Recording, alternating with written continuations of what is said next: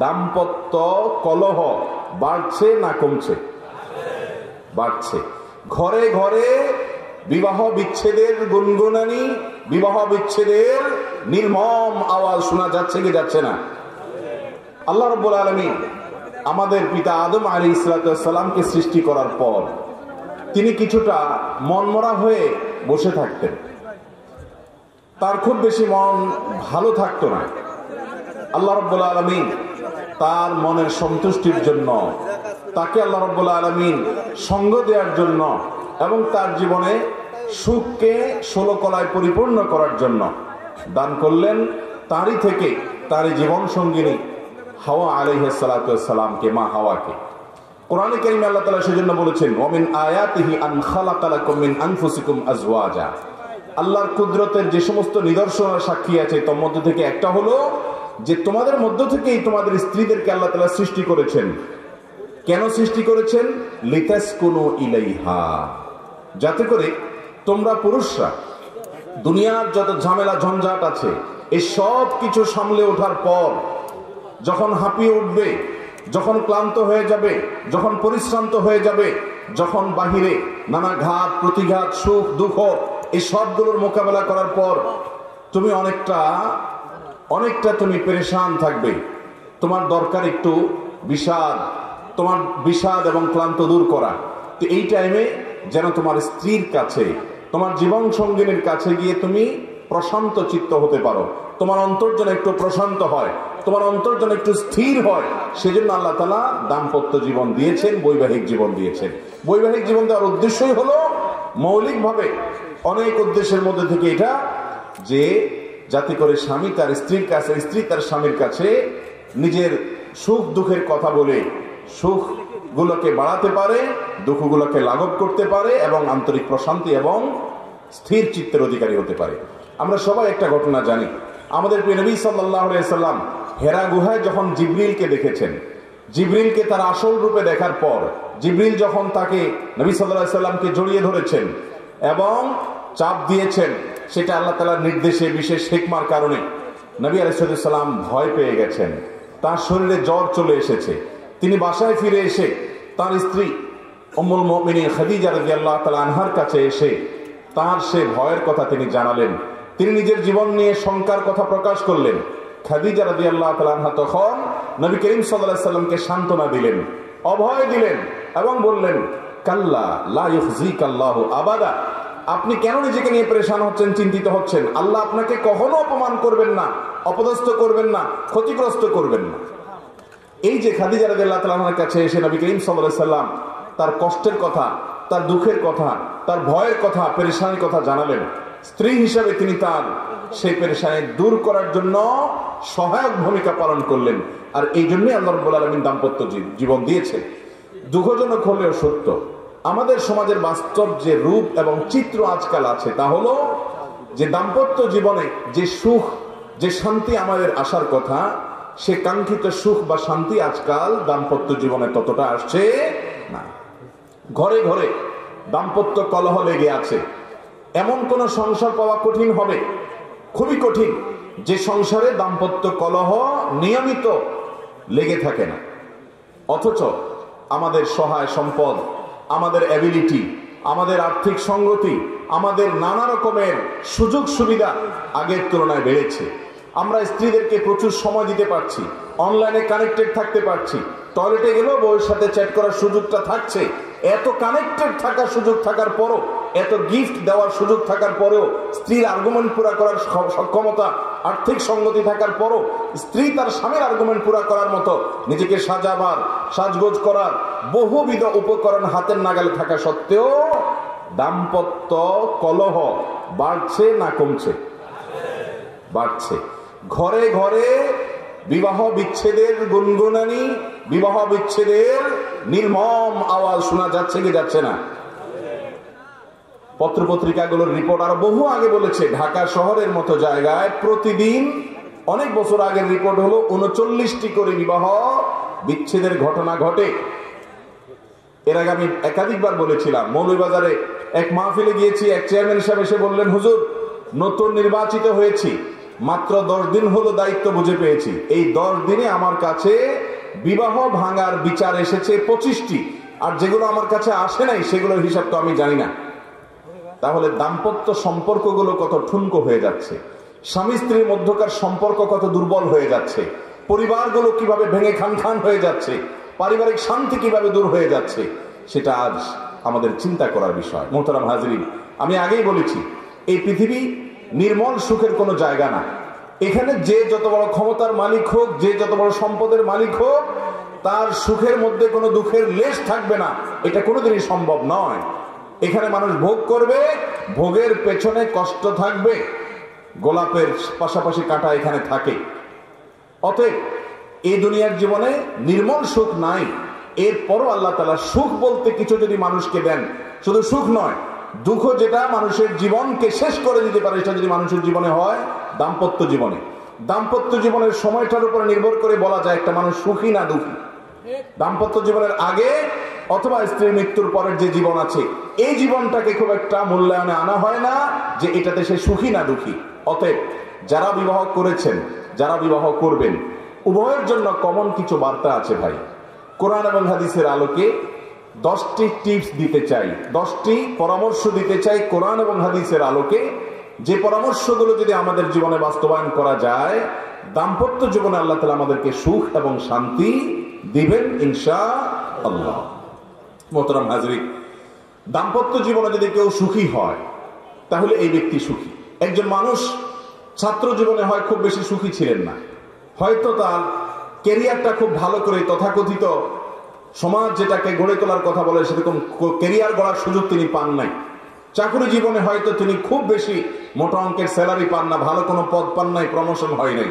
কিন্তু ঘরে তার যে স্ত্রী আছেন, এই স্ত্রী তাকে অনেক ভালোবাসেন, অনেক তার কেয়ার করেন, মন খুলে তাকে স্নেহ করেন, মমতা দেন, তার সুখ দুঃখে তার পাশে থাকেন। আবার একইভাবে একজন স্ত্রী, তার জীবনে হয়তো অনেক অপ্রাপ্তি আছে। কত মেয়ে আমাদের সমাজে আছে যে বাবা দ্বারা, মা দ্বারা অবহেলিত, ভাই বোন দ্বারা অত্যাচারিত, নানা দিক থেকে সে কষ্টে আছে, কিন্তু তার স্বামীটা তাকে কেয়ার করে, মহব্বত করে, ভালোবাসে, স্নেহ করে, তার যত্ন নেয়। এই মহিলার সমস্ত দুঃখ দূর হয়ে যায়, ঠিক না বেঠিক? তার বেঁচে থাকার একমাত্র অবলম্বন তার জীবন সঙ্গী। অতএব নবী করিম সাল্লাল্লাহু আলাইহি সাল্লাম যে বলেছেন, আদ-দুনিয়া কুল্লুহা মাতা ওয়া খায়রুল মাতা'আদ দুনিয়া আল মারআতুস সালিহা, উত্তম জীবন সঙ্গিনী দুনিয়াতে যত মানুষের আনন্দের মাধ্যম হতে পারে, সুখের উপকরণ হতে পারে, এর মধ্যে সবচেয়ে বড় সুখের উপকরণ, আনন্দের মাধ্যম হলো, তৃপ্তির জায়গা হলো একজন ভালো জীবন সঙ্গিনী। একই কথা মহিলাদের জন্য প্রযোজ্য, তার জীবনের সবচেয়ে বড় প্রাপ্তি হলো একজন ভালো জীবন সঙ্গী পাওয়া, ঠিক না বেঠিক?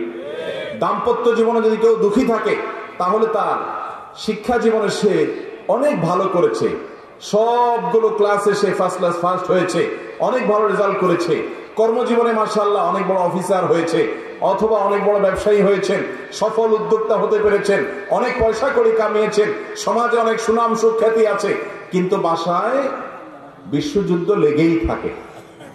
এই লোকটাকে সমাজ তো পরের কথা, আমরা কোন মানুষ এমনকি সে নিজেও কখনো নিজেকে সুখী ভাবতে পারে?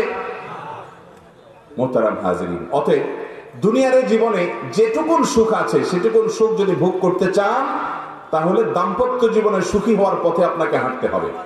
আল্লাহ তাআলা আমাদের সবাইকে দাম্পত্য জীবনে সুখী হওয়ার তৌফিক দান করুন। বেশিরভাগ উলামায়ে কেরাম, বেশিরভাগ হুজুররা দাম্পত্য জীবনে অনেক বেশি সুখী আলহামদুলিল্লাহ। এবং এই সুখের যে রহস্য আছে সেই রহস্যটা আজকে ফাঁস করতে চাই কোরআন এবং হাদিস থেকে। নম্বর 1, প্রথম কাজ হলো জীবন সঙ্গী নির্বাচনে সঠিক সিদ্ধান্ত নিতে হবে। সুখী দাম্পত্য জীবনের জন্য সর্বপ্রধান শর্ত এটি।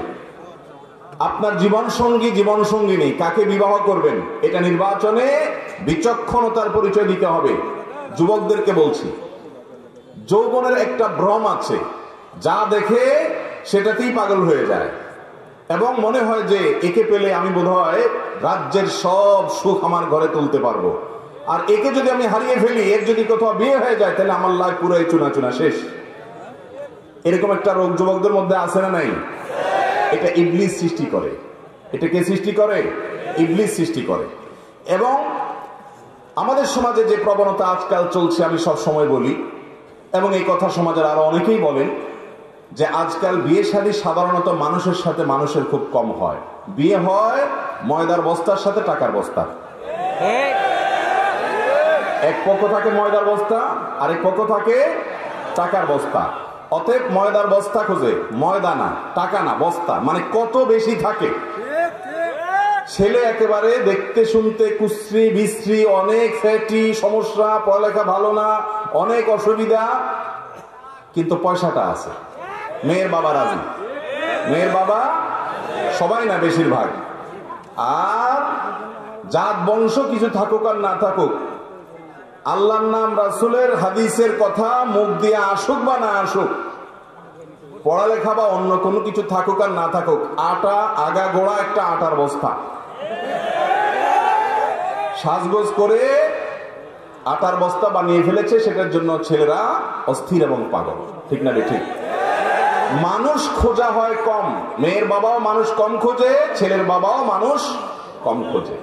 ভাইরা আমার, আজকাল ঘরে ঘরে অশান্তির একটা অন্যতম প্রধান কারণ হলো এটি, জীবন সঙ্গী নির্বাচনে আমরা ভুল করি। নবী করিম সাল্লাল্লাহু আলাইহি ওয়াসাল্লাম বলেছেন, ফাজফার বিজাতিদ দ্বীন।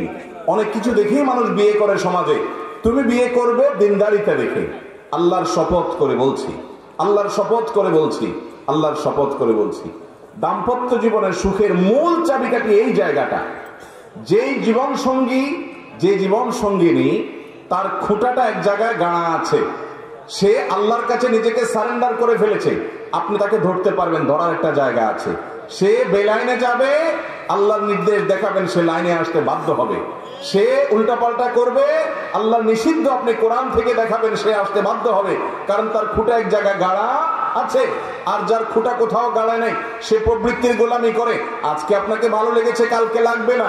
অতএব আজকে আপনাকে কেয়ার করেছে, কালকে শত্রুতা করবে। এটাই বাস্তবতা।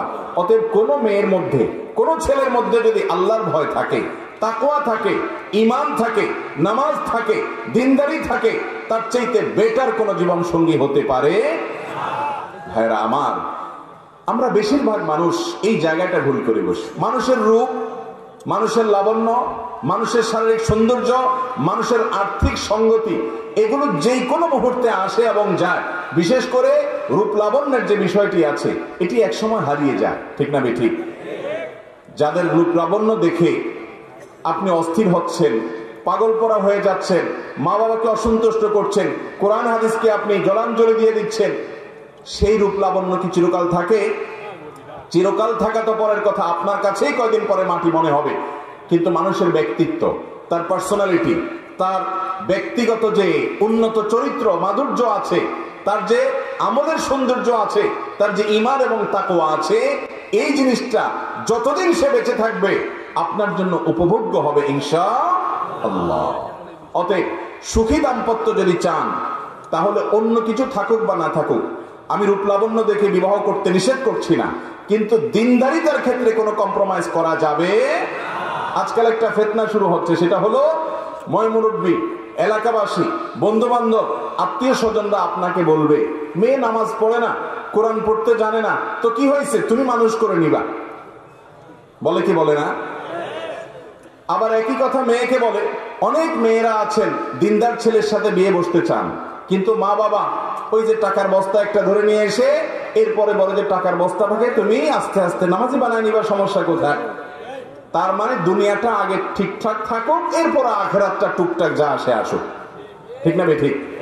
অথচ হওয়া দরকার ছিল যে তার মধ্যে টাকা পয়সা এগুলো এখন নাই, হয়ে যাবে এক সময়। আমি প্রায় সময় বলি, এই হুজুরদের বেশিরভাগ লাইভ একটু যদি আপনারা ঘাঁটেন, দেখবেন যে ওনাদের বিবাহের সময় ওনারা কেউই এত ভালো হালে ছিলেন না এখন যতটা আল্লাহ তাআলা ভালো অবস্থাতে রেখেছে। অনেক আলেম ওলামা আছেন, আমি জানি যাদেরকে, যে হয়তো 2000-3000 টাকা 10 বছর 15 বছর আগে বেতন পাইতেন, কিন্তু অনেক বিচক্ষণ ফ্যামিলি তাদের সাথে মেয়ে বিয়ে দিয়েছেন, অথবা মেয়েকে ছেলের সাথে এরকম বিয়ে দিয়েছেন, অন্য কোনো যোগ্যতা নাই, তার ভিতরে আল্লাহর ভয় আছে, আলহামদুলিল্লাহ তারা সুখে আছেন। আর সম্পদ দেখে, বাহ্যিক রূপ লাবণ্য দেখে যারা হাবুডুবু খেয়েছেন, ঝাঁপ দিয়ে পড়েছেন, তাদের জীবনটা জ্বলন্ত জাহান্নামে পরিণত হয়েছে। এরকম ঘটনা হাজারো আমাদের সামনে আছে। ঠিক না ঠিক? অতএব ভাইরা আমার, মুরব্বীদেরকে বলছি, বাবারা আমার, সন্তানকে বিয়ে করানোর সময় তার জীবন সঙ্গী জীবন সঙ্গিনীর ক্ষেত্রে আল্লাহর ভয় আছে কিনা, এ আল্লাহকে চিনে কিনা, সে মানুষটা ভালো কিনা, তার ব্যক্তিত্ব আছে কিনা, এই জিনিসটা সবকিছুর উপরে প্রাধান্য দিবেন। তাহলে গাছ সেই ফল দিবে, বীজটা যেটা রোপণ করবেন। আপনি আনবেন হলো একটা আস্ত টাকার বস্তা বা ময়দার বস্তা, আর আশা করবেন সুখ শান্তি। না, ময়দা আর টাকা মানুষকে শান্তি দিতে পারে না। অতএব প্রথম কাজ হলো এটা, জীবন সঙ্গী নির্বাচনে ভুল করা যাবে। অন্য যা কিছু থাকুক না থাকুক, দিনদারি থাকতে হবে, তারপরে অন্য সবকিছু। নাম্বার 2, দ্বিতীয় কাজ হলো দাম্পত্য জীবন এমন একটা জায়গা, আমি প্রায় সময় বলি, দাম্পত্য জীবনের শুরুটা হলো, উর্দুতে একটা কবিতা আছে, ইবতেদায়ে ইশক আর ইন্তেহায়ে ইশক বরাবর नहीं होता है। বুঝেন, প্রেমের শুরু আর শেষ একরকম হয় না। প্রেমের শুরুতে শুধুমাত্র ফুল দেওয়া নেওয়া হয়, শেষে লাঠিও দেওয়া নেওয়া হয়। ঠিক না বেঠিক? শুরুতে মোহব্বত উতরায়, উন্মাদ হয়ে যায়, মা বাপ চিনে না, নামাজ চিনে না, মুরব্বী চিনে না, সমাজ চিনে না, বন্ধু বান্ধব চিনে না, রাগ সব। এখন আমার মনের মানুষের সাথে আমার চ্যাটিং চলতেছে, কিচ্ছু চিনে না, সে ভালোবাসা উতরাইতে থাকে। এরপরে শেষ পর্যায়ে যখন চলে যায়, তখন ওই ফোন নম্বর দেখলে মেজাজটা গরম হয়ে যায়। ঠিক না ঠিক? ইবতেদায়ে ইশক আর ইন্তেহায়ে ইশক বরাবর नहीं होता है। এটা বাস্তবতা যে প্রেমের শুরু আর শেষ একরকম থাকে। যারা বিচক্ষণ তারা একটু হিসেব করে পা বাড়ায়। ঠিক একই ভাবে বৈবাহিক জীবনে 3টা ধাপ আছে। কয়টা ধাপ আসে? 3টা ধাপ আসে। বিবাহের পর পর ভালো হোক আর মন্দ হোক, প্রথম নতুন জামাই বউ অনেক মহব্বত আদান প্রদান করে, অনেক ভালোবাসা, অনেক স্বপ্ন, অনেক প্রতিজ্ঞা, অনেক ওয়াদা, অনেক কমিটমেন্ট, অনেক প্রমিস, অনেক ভালোবাসার বিনিময় হয় বিয়ের পর পর। এরপর যখন 1-2 বছর চলে যায়, আল্লাহ তাআলা একটা বাচ্চা দেন। ওই বাচ্চা রাত্রে ডিস্টার্ব করে, মা উঠতে দেরি হয়েছে, বাপে ধমক দেয়। এরপরে আস্তে আস্তে দূরত্ব তৈরি হয়। ওই বাচ্চা আরেকটা বড় হয়, আরেকটু বড় হয়, আরেকটা হয়। এরপরে নানা রকম ইস্যু নিয়ে মনোমালিন্য হয়। মায়ের কথা শুনে ছেলে খেপে, অথবা বউ তার শাশুড়ির কথা শুনে খেপে। আস্তে আস্তে আস্তে আস্তে আস্তে টুনটান হতে হতে যখন সংসারটা একটু ভারী হয়, ছেলে মেয়ে হওয়া শুরু করে, 2-3 বছর হয়ে যায়, ওই যে ঘোরটা কেটে যায়। সহজ কথা হলো, বিবাহের পরে প্রথম যে ঘোরটা থাকে, ওই ঘোরটা কি কেটে যায়। অনেকটা ইয়ের মতো, সফট ড্রিঙ্কসের মতো।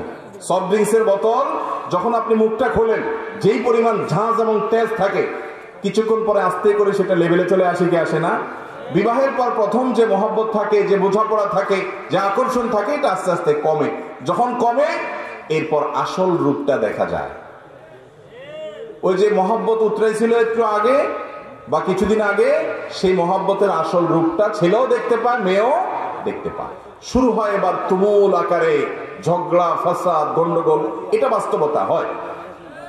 এরপর বৈবাহিক জীবন একেবারে শেষের দিকে যখন চলে যায়, তখন আবার ওই প্রথম সময়টা কিন্তু ফিরে আসে। অর্থাৎ বুড়া বুড়ি টোনাটুনির সাথে সম্পর্কটা খুব ভালো থাকে। আপনি আমাদের এই সমাজে জোয়ান জামাই বউ যেরকম মারামারি লেগে থাকে, গন্ডগোল লেগে থাকে, মুরব্বী চাচাদেরকে বুড়া বুড়ি এরকম গন্ডগোল লাগালাগি করে এবং চুলাচুলি করে, এরকম খুব বেশি দেখেন? একেবারেই নাই। ওই মাঝামাঝি পর্যায়ে যা হয় না হয়, শেষের দিকে আবার মহব্বত অনেক হয়। নদীর এই পাড়ে কিছুটা শান্ত, ওই পাড়ে কিছুটা শান্ত, মাঝখানে উত্তাল তরঙ্গ। ওই তরঙ্গ দেখে অনেকে ভুল করে এবং তরি ডুবিয়ে দেয়, আর ওই কুল পর্যন্ত যেতে পারে না।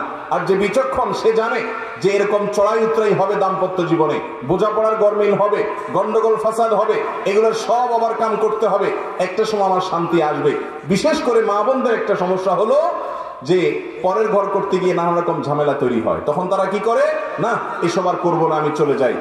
এভাবে যে বেশিরভাগ মেয়ে পরবর্তীতে আফসোস করতে হয়। আর এই কারণে দাম্পত্য জীবনের সুখের দ্বিতীয় মন্ত্র হলো সবর এবং শুকর। এই দুইটা অভ্যাসকে নিজের জীবনে আনতে হবে। যাদের মধ্যে সবর নেই, যাদের মধ্যে কৃতজ্ঞতা নেই, এরা কখনো দাম্পত্য জীবনে সুখী হতে পারে। দাম্পত্য জীবনের সুখের অন্যতম মূল মন্ত্র হলো সবর করা।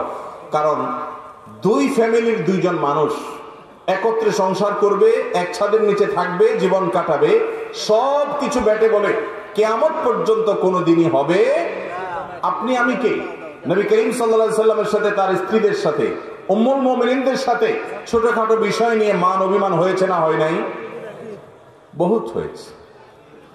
এবং সে মান অভিমানটা আমাদের মতো না, তাদের মতো করে হয়েছে। কারণ স্বামী স্ত্রী একসাথে দাম্পত্য জীবনে যখন সময় কাটাবে, তাদের মধ্যে বোঝাপড়ার গরমিল হবে। এই সময়টাতে দরকার হয় সবর করা। মনে রাখবেন, ইবাদতের অনেক বড় একটা পার্ট হলো সবর এবং ধৈর্য। আল্লাহ কোরআনে বলেছেন, ইন্নামা ইউওয়াফাস সাবিরুন আজরাহুম বিগাইরি হিসাব। যাদের পুরস্কার আল্লাহ তাআলা কোনো হিসাব করে দিবেন না, তারা হলো যারা সবরকারী, ধৈর্যকারী তারা। অতএব দাম্পত্য জীবনে ধৈর্য থাকতে হবে। স্বামী অনেক উল্টাপাল্টা করবে, সবর করতে হবে। মনে করতে হবে এর চাইতে অমানুষও পৃথিবীতে আছে। আবার স্ত্রী অনেক উল্টাপাল্টা করবে, সেক্ষেত্রেও সবর করতে হবে। মনে করতে হবে যে এর চাইতে অমানুষ অনেক আছে, এবং নিজেকে সান্ত্বনা দিতে হবে। অনেক ক্ষেত্রে কৌশলী হইতে হবে। বিশেষ করে দাম্পত্য জীবনে কৌশল ছাড়া আপনি সুখী হতে পারবেন না। আশরাফ আলী থানভী রহমাতুল্লাহ আলাইহি একটা ঘটনা বলেছেন সম্ভবত একবার, যে ওনার কাছে এক ব্যক্তি এসে বলল, হুজুর, আমার বাসায় যে মহিলা আছে, আমার স্ত্রী, এই ভদ্র মহিলা আমি বাহির থেকে গেলেই কোনো কারণ ছাড়া অযথাই আমার উপর সে চড়াও হয় এবং খুব বাজে ব্যবহার করতে থাকে। আমি আপনার ওয়াজটা শুনে একটু সবর করার চেষ্টা করি, কিন্তু কত পারা যায়? পারি না। আপনি একটু আমাকে বুঝায় বলেন তো আমি কি করতে পারি? তখন উনি বললেন যে, আপনাকে একটা বুদ্ধি শিখাই।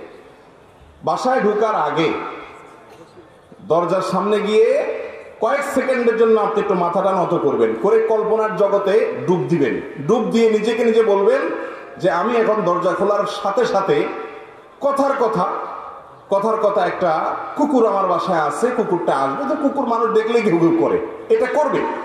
এটা আপনি শুধু মাথায় মনে মনে চিন্তা করবেন। এরপরে খোলার পর মানুষকে কুকুর মনে করে ছোট করা না, মানে এটা জাস্ট একটা ট্রিটমেন্ট, যে আমি মানুষ না, মনে করলাম যে একটা মানুষের পাশে একটা কুকুর আছে, তো কুকুরটা আমাকে ঘেউ ঘেউ করবে, এটা তোমার মনে করবা। মনে করার পর এরপরে দরজা নক করবা। বউ খোলার পর যদি তোমার সাথে ঘেউ ঘেউ করে, তুমি সাথে সাথে ওই যে তোমার ধ্যান, ওই ধ্যান কল্পনার জগতে ডুব দিবা। ডুব দিয়া তোমার স্মৃতিতে আনবা যে একটা কুকুর, আমি রাস্তা দিয়ে যাচ্ছি বা কোথাও গেছে, এখন ঘেউ ঘেউ করতেছে, তো কুকুর ঘেউ ঘেউ করলে আমার সমস্যাটা কি? এটা তুমি মনে করবা। তো স্বামী বাসায় গেছে, যা দরজা খুলছে, দরজা নক করার আগে ওরকম কল্পনা করছে, স্ত্রী দরজা খুলছে, যথারীতি জামা কাপড় খোলার পর শুরু হয়ে গেছে বিশ্বযুদ্ধ, ঠুস ঠুস শুরু হয়ে গেছে। যখন এগুলো শুরু হয়ে গেছে, ভদ্রলোক সাথে সাথে চোখ বন্ধ করে ওই ধ্যান করা শুরু করে দিছে, যে হুজুর বলে দিছে যে আমার তো এরকম একটা পরিস্থিতি আমি কল্পনা করতে হবে। করলো, তো করার পরে লোকটা হেসে দিছে। বউ চিন্তা করলো ব্যাপার কি, প্রতিদিন হামলা পাল্টা হামলা হয়, গোলা বারুদ এখান থেকে গেলে ওখান থেকেও কিছু আসে, আজকে দিকে একটা মিটমিট করে হাসে, কাহিনী কি? স্ত্রীর তো মেজাজ আরো গরম হয়ে গেছে, সে যত গরম হয় এ দেখে আরো বেশি হাসে। তখন বলল, ধরছে, একটু ঠান্ডা হয়ে স্ত্রী দেখছে না, রাগারাগি করতে হচ্ছে না, বলো কাহিনী কি বলো। স্বামী তো বলে না, একটা পর্যায়ে বলে দিছে যে আসলে হুজুর আমাকে এটা শিখাই দিছে, এরপর থেকে আমার কাছে তোমার সব রাগ ঝাগ বকা ঝকা এগুলো সব আমার কাছে একেবারে পান্তাবাদের পানি মনে হয়, আমার বরং আরো হাসি আসে। এরপর দিন থেকে আর ওই ভদ্রলোক বাড়িতে ঢুকলে বউ বেচারা ঝগড়া করতে গেলেও আবার গলা থেকে ফেরত চলে যায়, কারণ ঝগড়া করলেই তো কল্পনা এসে অন্য কিছু হবে। এ কথা শুধু মহিলাদের জন্য বলছি, মা বোনদের রাগ করার কোনো কারণ নাই। একই কথা পুরুষদের বেলায় হতে পারে। অনেক পুরুষ আছে এরকম ছেঁচড়ার মতো ঘেউ ঘেউ করে কি করে না, তো তাদের বেলায় যদি মহিলারা এই একই পদ্ধতি অ্যাপ্লাই করেন, ইনশাআল্লাহ অন্তত ওই ঘেউ ঘেউটা থামানোর জন্য ওষুধের কাজ দিবে। তো খোলা থাকতে হবে। রাগ হলে পাল্টা রাগ দাম্পত্য জীবনে কখনো সুখ আসার কারণ হয় না। দাম্পত্য জীবনে স্বামী হোক আর স্ত্রী হোক, ধৈর্য ধারণ করতে না পারলে কখনো শান্তি পাওয়া যায়, ধৈর্য ধারণ করতে হয়। নবী করিম সাল্লাল্লাহু আলাইহি ওয়াসাল্লাম জীবনে অনেক ঘটনা ঘটেছে, এর আগে আমি একাধিকবার বিভিন্ন জায়গায় বলেছি। আয়েশা রাদিয়াল্লাহু তাআলা ঘরে ছিলেন, তিনি, তার নিয়ম ছিল যে স্ত্রী ঘরে থাকতেন, রান্না বাড়া তিনি করতেন। অন্য স্ত্রী এক বাটি খাবার দিয়ে একটা কাজের মেয়েকে পাঠাইছেন, খাদ্দামাকে, কৃতদাসীকে পাঠিয়েছেন এক বাটি খাবার দিয়ে, তরকারি দিয়ে ধরেন। তো ভালো বুড়া রান্না করেছেন, রাসূলের জন্য পাঠাইছেন। আয়েশা রাদিয়াল্লাহু তাআলা আনহা দরজা খুলে দেখলেন যে কাজের মেয়ে তরকারি নিয়ে আসছে আরেক স্ত্রীর ঘর থেকে। এই টাইমে যে কোনো মানুষই, যে কোনো মহিলারই মাথা গরম হওয়ার কথা, আমার বাসায় আজকে উনি থাকবে, আমি যা খাওয়াবো, তুমি আবার ওখান থেকে এক বাটি দিয়ে ভালো হওয়ার চেষ্টা করতেছো। উনি বাটিটা ধরে ছুঁড়ে ফেলে দিলেন। বাটির সব তরকারি তো গেছে, বাটিও দুই টুকরা হয়ে গেছে, কাঁচের বাটি ছিল। এই দৃশ্য নবী করিম সাল্লাল্লাহু আলাইহি ওয়াসাল্লাম দেখার পর উনি বাইরে হয়ে আসলেন, যা উঠান থেকে নিজের হাতে সে ভাঙা বাটিটা নিয়ে আসলেন। আনার পর একই শেপের একই ধরনের আরেকটা বাটি এই ঘরেও ছিল, আসলে তার ঘরে। ওই খালি বাটিটা নিয়ে কাজের মেয়ের হাতে দিয়ে বললেন, এটা নিয়ে ওই বাসায় চলে যাও এবং খবরদার মুখে তালা, এখানে কি ঘটেছে এর কোনো কথা বলা যাবে না, শুধু বাটিটা সেখানে ফেরত দিবা। ওখানে বাটিটা ফেরত দিচ্ছে। যিনি পাঠিয়েছেন তিনি মনে করেছেন যে কি, যে তরকারি রেখে কত সুন্দর করে ধুয়ে সাফ করে আবার বাটি দিয়েছে, তিনি অনেক খুশি। এই হাদিস বর্ণনা করার পর কোন মুহাদ্দিস, কোন হাদিস বিশারদ, কোন হাদিসে শেষে এটুকু অতিরিক্ত বর্ণনা করতে পারেন নাই যে নবী করিম সাল্লাল্লাহু আলাইহি ওয়াসাল্লাম আয়েশা তাআলাকে ডেকে দুই চারটা ধমক দিয়েছেন। আপনি আমি যদি হইতাম এই জায়গায়, আর কিছু না হোক বোর দিকে তাকায়া অন্তত বিরক্তির সুরে এটুকু তো বলতাম যে এটা কাজ করলা, তুমি বাটিটা ভেঙে ফেললা, তুমি তরকারি না নিতে বাটিটা ভেঙে ফেললা। নবী করিম সাল্লাল্লাহু আলাইহি ওয়াসাল্লাম একটি কথাও বলেছেন বলে কোনো বর্ণনা পাওয়া যায় না। দাম্পত্য জীবনে শান্তি আসার জন্য স্ত্রীর অনেক কিছুকে হজম করা শিখতে হয় স্বামীর, আবার একইভাবে স্বামীর অনেক কিছুকে হজম করা শিখতে হয় কার? স্ত্রীর। আজ আমাদের সমাজ ব্যবস্থায় ভোগ ভোগ ভোগ, ত্যাগের কোনো নাম নিশানা নেই, যার কারণে সবর কেউ কাউকে প্রতি করতে রাজি না। দাম্পত্য জীবনের শান্তির জন্য এই সবর এবং শুকর যা আল্লাহ তাআলা দিয়েছেন সেটার উপরে শুকরিয়া আদায় করার মানসিকতা থাকতে হবে, না হলে কোনোদিনই আপনি শান্তি পাবেন না। নাম্বার 3 নম্বর হলো স্বীকৃতি দিতে হবে। ভালোটার কি দিতে হবে? স্বীকৃতি। আল্লাহ তাআলা পৃথিবীতে এমন একজন মানুষও তৈরি করেন নাই যে মানুষের মধ্যে ভালোর কোনো লেশ নাম নিশানা কিছুই নেই। যত খারাপ মানুষই হোক তার মধ্যে ভালো কোনো না কোনো গুণ অবশ্যই আছে এবং থাকবে। আপনার স্ত্রী, সে মানুষটা খারাপ, কিন্তু দেখবেন হয়তো তার রান্নাটা ভালো, অথবা তার চরিত্রটা ভালো, অথবা তার চেহারাটা ভালো, অথবা তার অন্য কোনো দিকটা ভালো, অবশ্যই কোনো না কোনো ভালো দিক তার মধ্যে আছে। একইভাবে একজন মহিলা তার স্বামীকে যত খারাপ মনে করুন, ওনার যদি অর্থনৈতিক দিক থেকে দুর্বলতা থাকে, অলস কিসিমের মানুষ হয়, তার চরিত্রটা হয়তো ভালো। অনেক স্বামীর চরিত্র ভালো নাই, পয়সা করি ভালো আছে, আবার চরিত্রটা যদি খারাপ হয় হয়তো তার হক আদায়টা করে, এক্ষেত্রে ত্রুটি করে না, অথবা অন্য কোনো না কোনো দিক থেকে গুণ আছে। একেবারে কোনো গুণ নাই এমন কোন মানুষ আল্লাহ সৃষ্টি করেন নাই। দাম্পত্য জীবনে, বৈবাহিক জীবনে যদি শান্তি পেতে চান, তাহলে স্বামী হলে স্ত্রী, স্ত্রী হলে স্বামীর ভালো গুণগুলো আবিষ্কার করার চেষ্টা করতে হবে। নবী করিম সাল্লাল্লাহু আলাইহি ওয়াসাল্লাম এই পলিসি বাতলাইছেন। তিনি বলেছেন, তুমি তোমার জীবন সঙ্গিনীর কোন কর্মে যদি অসন্তুষ্ট হও, তার অনেক কাজ আছে যেগুলো তুমি সন্তুষ্ট হতে পারো, তুমি সেগুলোর কল্পনা করবে, ধ্যান করবে, চিন্তা করবে, দেখবে যে তোমার দুঃখ কষ্ট হয়ে এগুলো দূর হয়ে যাবে এবং তার ব্যাপারে তোমার প্রশান্তি আসবে। দাম্পত্য জীবনে বেশিরভাগ ঘরে সংসারে অশান্তি হয় তখন যখন স্বামী তার স্ত্রীর কোনো কিছুর মূল্য দিতে রাজি না, স্ত্রী তার স্বামীর কোনো কিছুর স্বীকৃতি দিতে রাজি না। অনেক মহিলা আছে স্বামীকে সারাদিন দৌড়ের উপর রাখে, তোমার মতো মানুষ দুনিয়াতে আছে, তোমার মতো পাগল ছাগল দুনিয়াতে আছে, আমার কপালে যে কি হলো, এরকম কপাল পড়া দুনিয়াতে কয়টা মহিলা আছে, সামনে এগুলো বলে।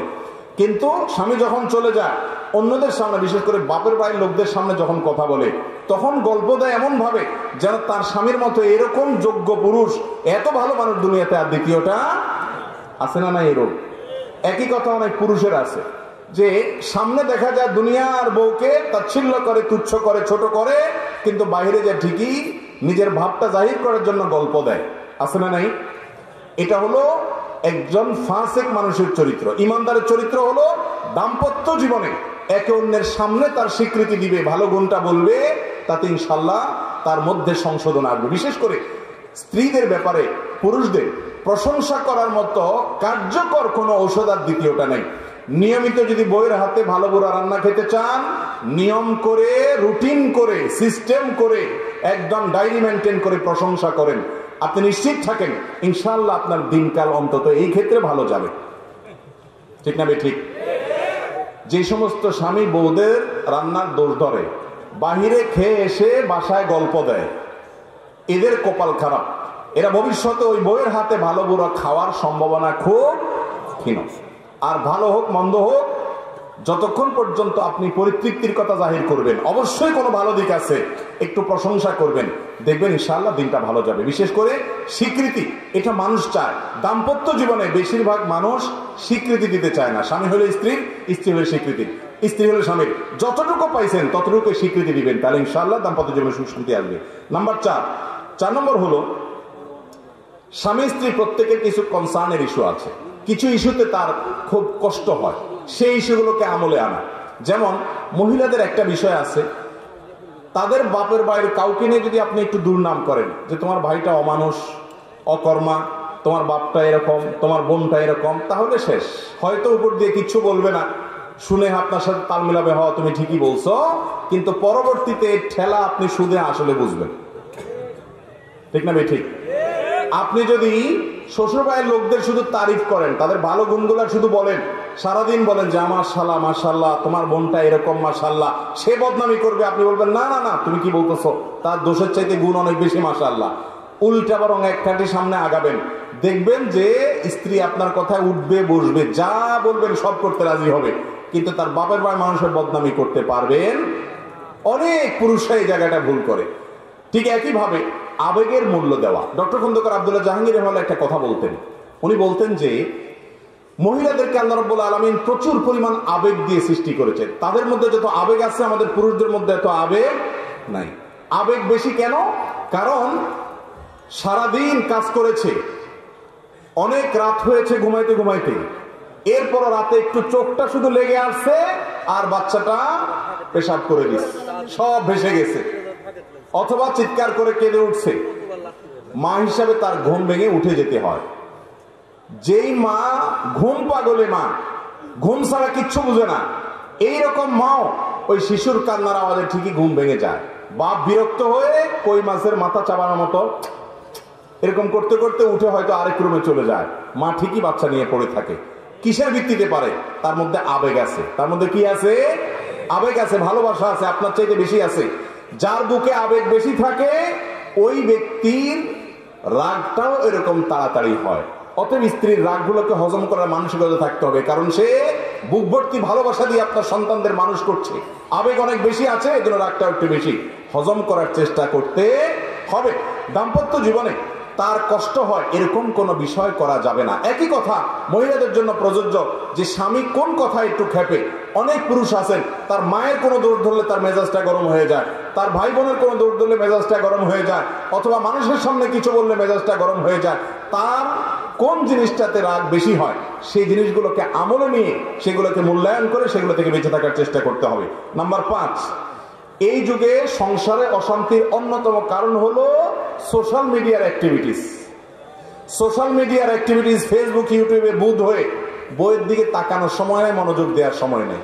আপনি ফেসবুকে ইটিস বিটিস করতেছেন অন্যদের সাথে, লাইক কমেন্ট গুনতে গুনতে দিন যাচ্ছে, বইয়ের সাথে কথা বলার সময় নাই। একই কথা মহিলার জন্য প্রযোজ্য।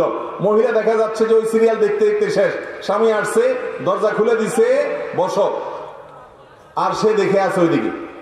এই যে মহিলারা টেলিভিশন এবং মহিলাদের মধ্যে সোশ্যাল মিডিয়ার এডিকশন আজকাল বেড়েছে, পুরুষদের মধ্যেও। এটার নিয়ন্ত্রণ যদি কেউ করতে না পারে তার দাম্পত্য জীবনের শান্তি কখনো আসবে।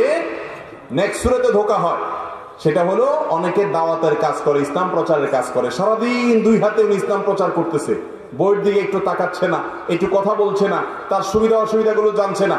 এগুলো আজকাল সংসারগুলোতে অশান্তি হওয়ার অন্যতম বড় কারণ হলো এই সোশ্যাল মিডিয়ার এডিকশন। এটাকে নিয়ন্ত্রণ করতে না জানলে সাংসারিক জীবনে কখনো শান্তি আসবে। অতএব ভাইরা আমার, বাসা বাড়িতে কোনো গ্যাঞ্জাম নিয়ে ঢুকবেন না। অফিস আদালতের যত ঝামেলা আছে দরজার বাইরে ফেলে রেখে বাসায় ঢুকবেন। আর মহিলারাও বাসার কোনো গ্যাঞ্জাম স্বামী বাহির থেকে আসলে পেশ করবেন না, নিজেকে ফ্রেশ হিসাবে পেশ করবেন, ইনশাল্লাহ দাম্পত্য জীবনে শান্তি আসবে। এরপরে 6 নম্বর হলো, অন্যের মুখে দাম্পত্য জীবনের সুখে থাকার মিথ্যা গল্প শুনবেন না, বিশ্বাস করবেন না। বেশিরভাগ ফ্যামিলিতে দেখা যায় যাদের সাংসারিক জীবনে অশান্তি আছে, মহিলাকে অন্য মহিলা ফুসলায়, বলে যে আপা তোমার স্বামী এরকম, আমার স্বামী তো এরকম এরকম, গল্প দেয়। এমন ভাবে গল্প দেয় মনে হচ্ছে উনি সুখের সাগরে ভাসতেছে। আপনার তখন মনে হয়, ওই মহিলার তখন মনে হয় যে হায় হায় রে, আমার কপালটা এত খারাপ, আবার একইভাবে ওই পুরুষকেও কিছু মানুষরূপী শয়তান আইসা ওয়াসওয়াসা দেয়, আইসা বলে যে ইস আপনার জীবনে কত সুন্দর মেয়ে আসতো, কি আসলো এটা আপনার কপালে, খ্যাত, কিচ্ছু বোঝে না, কোনো স্মার্টনেস নাই, না রান্না বাড়া বোঝে না, কিচ্ছু বোঝে, আপনি কত স্মার্ট মানুষ মাশাআল্লাহ। আবার এই ইবলিসি মন্ত্রণাগুলো বেশিরভাগ বিপরীত লিঙ্গ থেকে আসে। বিপরীত লিঙ্গ থেকে কেমন আমি বলি, মহিলাকে হয়তো পাশের ঘরের দেবর, ভাসুর বা অন্য কোনো ভাবি, আরে তোমার জীবনটা শেষ হয়ে গেল, একটা অমানুষের সাথে জীবনটা পার হয়ে গেল, তোমার দেখলে খুব মায়া হয়, আমার খুব খারাপ লাগে। আবার একই কথা ওই পুরুষকে তার অফিসের হয়তো মহিলা কলিগ বলে যে ভাবিকে আপনার সাথে মানায় না, আসলে খুব স্যাড, আছে না নাই? এগুলো দেখতে মানুষ হলে এগুলো মূলত ইবলিস। এগুলো মূলত কি, যারা বোকা তারা ইবলিসীয় মানুষরূপী ইবলিসদের কুমন্ত্রণা শুনে মনে করে হারে আসলেই তো আমি তাহলে অনেক কষ্টে আছি, সে মনে অনেক সুখে আছে। যেই বেটা এই গল্প দিয়েছে ওর সংসারে যে পরিমাণ অশান্তি হয়, যে পরিমাণ বিশ্বযুদ্ধ লেগে থাকে, ও অনেক বড় শেয়ানা, আপনার কাছে এমন ভাবে সাজে যেন তাদের দাম্পত্য জীবনে খুব বেশি সুখী। আপনি আপনার বউয়ের সাথে ডেইলি যতবার চুলাচুলি করেন তার 3 গুণ কমপক্ষে ওর বাসায় হয়, কিন্তু সে আপনার সামনে ভাব ধরে এমন। তো এই ব্যাপারে বিচক্ষণতার পরিচয় দিতে হয়। মনে রাখবেন, অনেক সময় দেখা যায় যে কই তারা তো অনেক ভালো, অনেক হাসি খুশি, ভেতরে ত্রাস হয়ে যাচ্ছে, আপনি জানেন না। এই জন্য অন্যের সুখ দেখে বা সুখের মিথ্যা গল্প শুনে বেশিরভাগ নারী পুরুষরা, বেশিরভাগ স্বামী স্ত্রীরা ধোঁকায় পড়ে যায়, এটা যেন না হয়। 7 নম্বর হলো ক্ষমা করতে শিখতে হবে ভাই। দাম্পত্য জীবনে ক্ষমা করা ছাড়া কোনো বিকল্প, নারী পুরুষ উভয়ের ভুল হবে, 2টা পাতিল একসাথে থাকলে টুনটান লাগবেই, সমস্যা হবেই, গ্যাঞ্জাম হবেই, কিন্তু আপনাকে ক্ষমা করা শিখতে হবে। আল্লাহ তাআলা কোরআনে কারিমে বলেছেন যে আল্লাহ তাআলা ক্ষমাশীলকে ভালোবাসেন। আল্লাহ তাআলা মানুষকে যারা ক্ষমা করে তাদেরকে পছন্দ করেন। আপনি যদি চান যে আল্লাহ আপনাকে পছন্দ করুক, আপনি তাকে ক্ষমা করা শিখতে হবে। অনেক পুরুষ আছে বলে যে না আমার মাথা অনেক নষ্ট, মাথা অনেক গরম হয়ে গেছে, আমি এটা কোনোভাবে ছাড় দিতে রাজি না। এগুলো যখন বলে তখন তিনি নিজেকে খুব পুরুষ পুরুষ মনে করে, আসলে ওইটা আদা মহিলা। আবার একইভাবে অনেক মহিলাও আছে যখন তেড়া হয় এমন শক্ত হয় যেন তিনি দুনিয়ার কোনো কিছু ছাড় দিবেন না। এগুলো সবগুলো হলো ভুল ভাইরা আমার। দাম্পত্য জীবনে একে অন্যকে ক্ষমা করা শিখতে হয়, যে ঠিক আছে যা হয়েছে আমি মাফ করে দিলাম। এই উদারতা দেখাইতে পারলে শান্তি আসবে, আর না হলে শান্তি আসবে না। আপনি নিজের ভিতরে ক্ষোভ জিয়ে রাখবেন, কষ্টটা আপনার হবে, ক্ষমা করে দিবেন, ফ্রেশ টেস্টটা আপনার আসবে ইনশাআল্লাহ। 9 নম্বর হলো আল্লাহর কাছে দোয়া করতে হবে। কি করতে হবে ভাই? দোয়া করতে হবে। সূরা ফুরকান আয়াত নম্বর 74 জীবনের স্তরে পড়বেন। যারা বিবাহ করেন না এখনো, যুবকরা এখন থেকে পড়েন। আমার বুঝ জ্ঞান হওয়ার পর থেকে এই আয়াত যেদিন আমি জানছি, ওর পর থেকে আজও পর্যন্ত, বিয়ে পর্যন্ত তো কন্টিনিউয়াসলি পড়তেছি, এরপরেও পড়ি। এই দোয়াটা কখনো ছাড়বেন না। রব্বানা হাবলানা মিন আজওয়াজিনা ওয়া যুররিয়াতিনা কুররাতা আয়ুন ওয়াজআলনা লিল মুত্তাকিনা ইমামা। আল্লাহ আমার সন্তান এবং পরিবারকে আপনি এমন বানিয়ে দেন যেন তাদের দিকে তাকালে আমার চোখ জুড়ে যায়, নয়ন জুড়িয়ে যায়, শান্তি হয়, দিলটা ভরে যায়, এরকম পরিবার আমাকে দিন। এই দোয়াটা আল্লাহর কাছে করবেন, এবং আল্লাহ যেন আমরা মুত্তাকিদের ইমাম হতে পারি, এই দোয়া করবেন। বেশি বেশি এই দোয়া করবেন। সাধারণভাবে স্ত্রী স্বামীর জন্য, স্বামী স্ত্রীর জন্য আল্লাহর কাছে দোয়া কবুলের সময়গুলোতে দোয়া করবেন। এর মাধ্যমে ইনশাআল্লাহ দাম্পত্য জীবনে শান্তি আসবে। সর্বশেষ এবং 10 নম্বর পয়েন্ট হলো, বাসা বাড়িগুলোতে আজকাল আমার ব্যক্তিগত অবজারভেশন হলো, গত 1-2 বছর পর্যন্ত আমি দেখেছি ঘরে ঘরে দুষ্ট জিন এবং জাদুগ্রস্ত মানুষের সিরিয়াল পড়ে গেছে। ঘরে ঘরে, বিশেষ করে দাম্পত্য জীবনে অশান্তি লাগানোর জন্য জাদুটা খুব কুইকলি কাজ করে।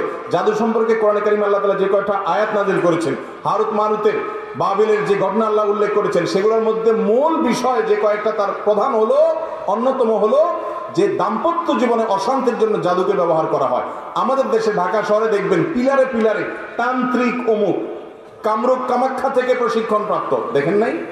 ফেসবুকে পোস্ট গুলোতে দেখবেন কমেন্ট, আমি এরকম কমেন্ট দেখলে আগে ব্লক করি ওইটাকে বিসমিল্লাহ করে। এগুলো সবগুলো হলো এই সমাজের অনেক বড় মাপের ক্রিমিনাল। আমি সবসময় বলি, আমাদের দেশের আইন শৃঙ্খলা রক্ষাকারী বাহিনী যারা আছেন তাদের উচিত এই সমস্ত তান্ত্রিক লোকগুলোর ব্যাপারে অবজারভেশন করে, স্টাডি করে এদেরকে আইনের আওতায় আনা।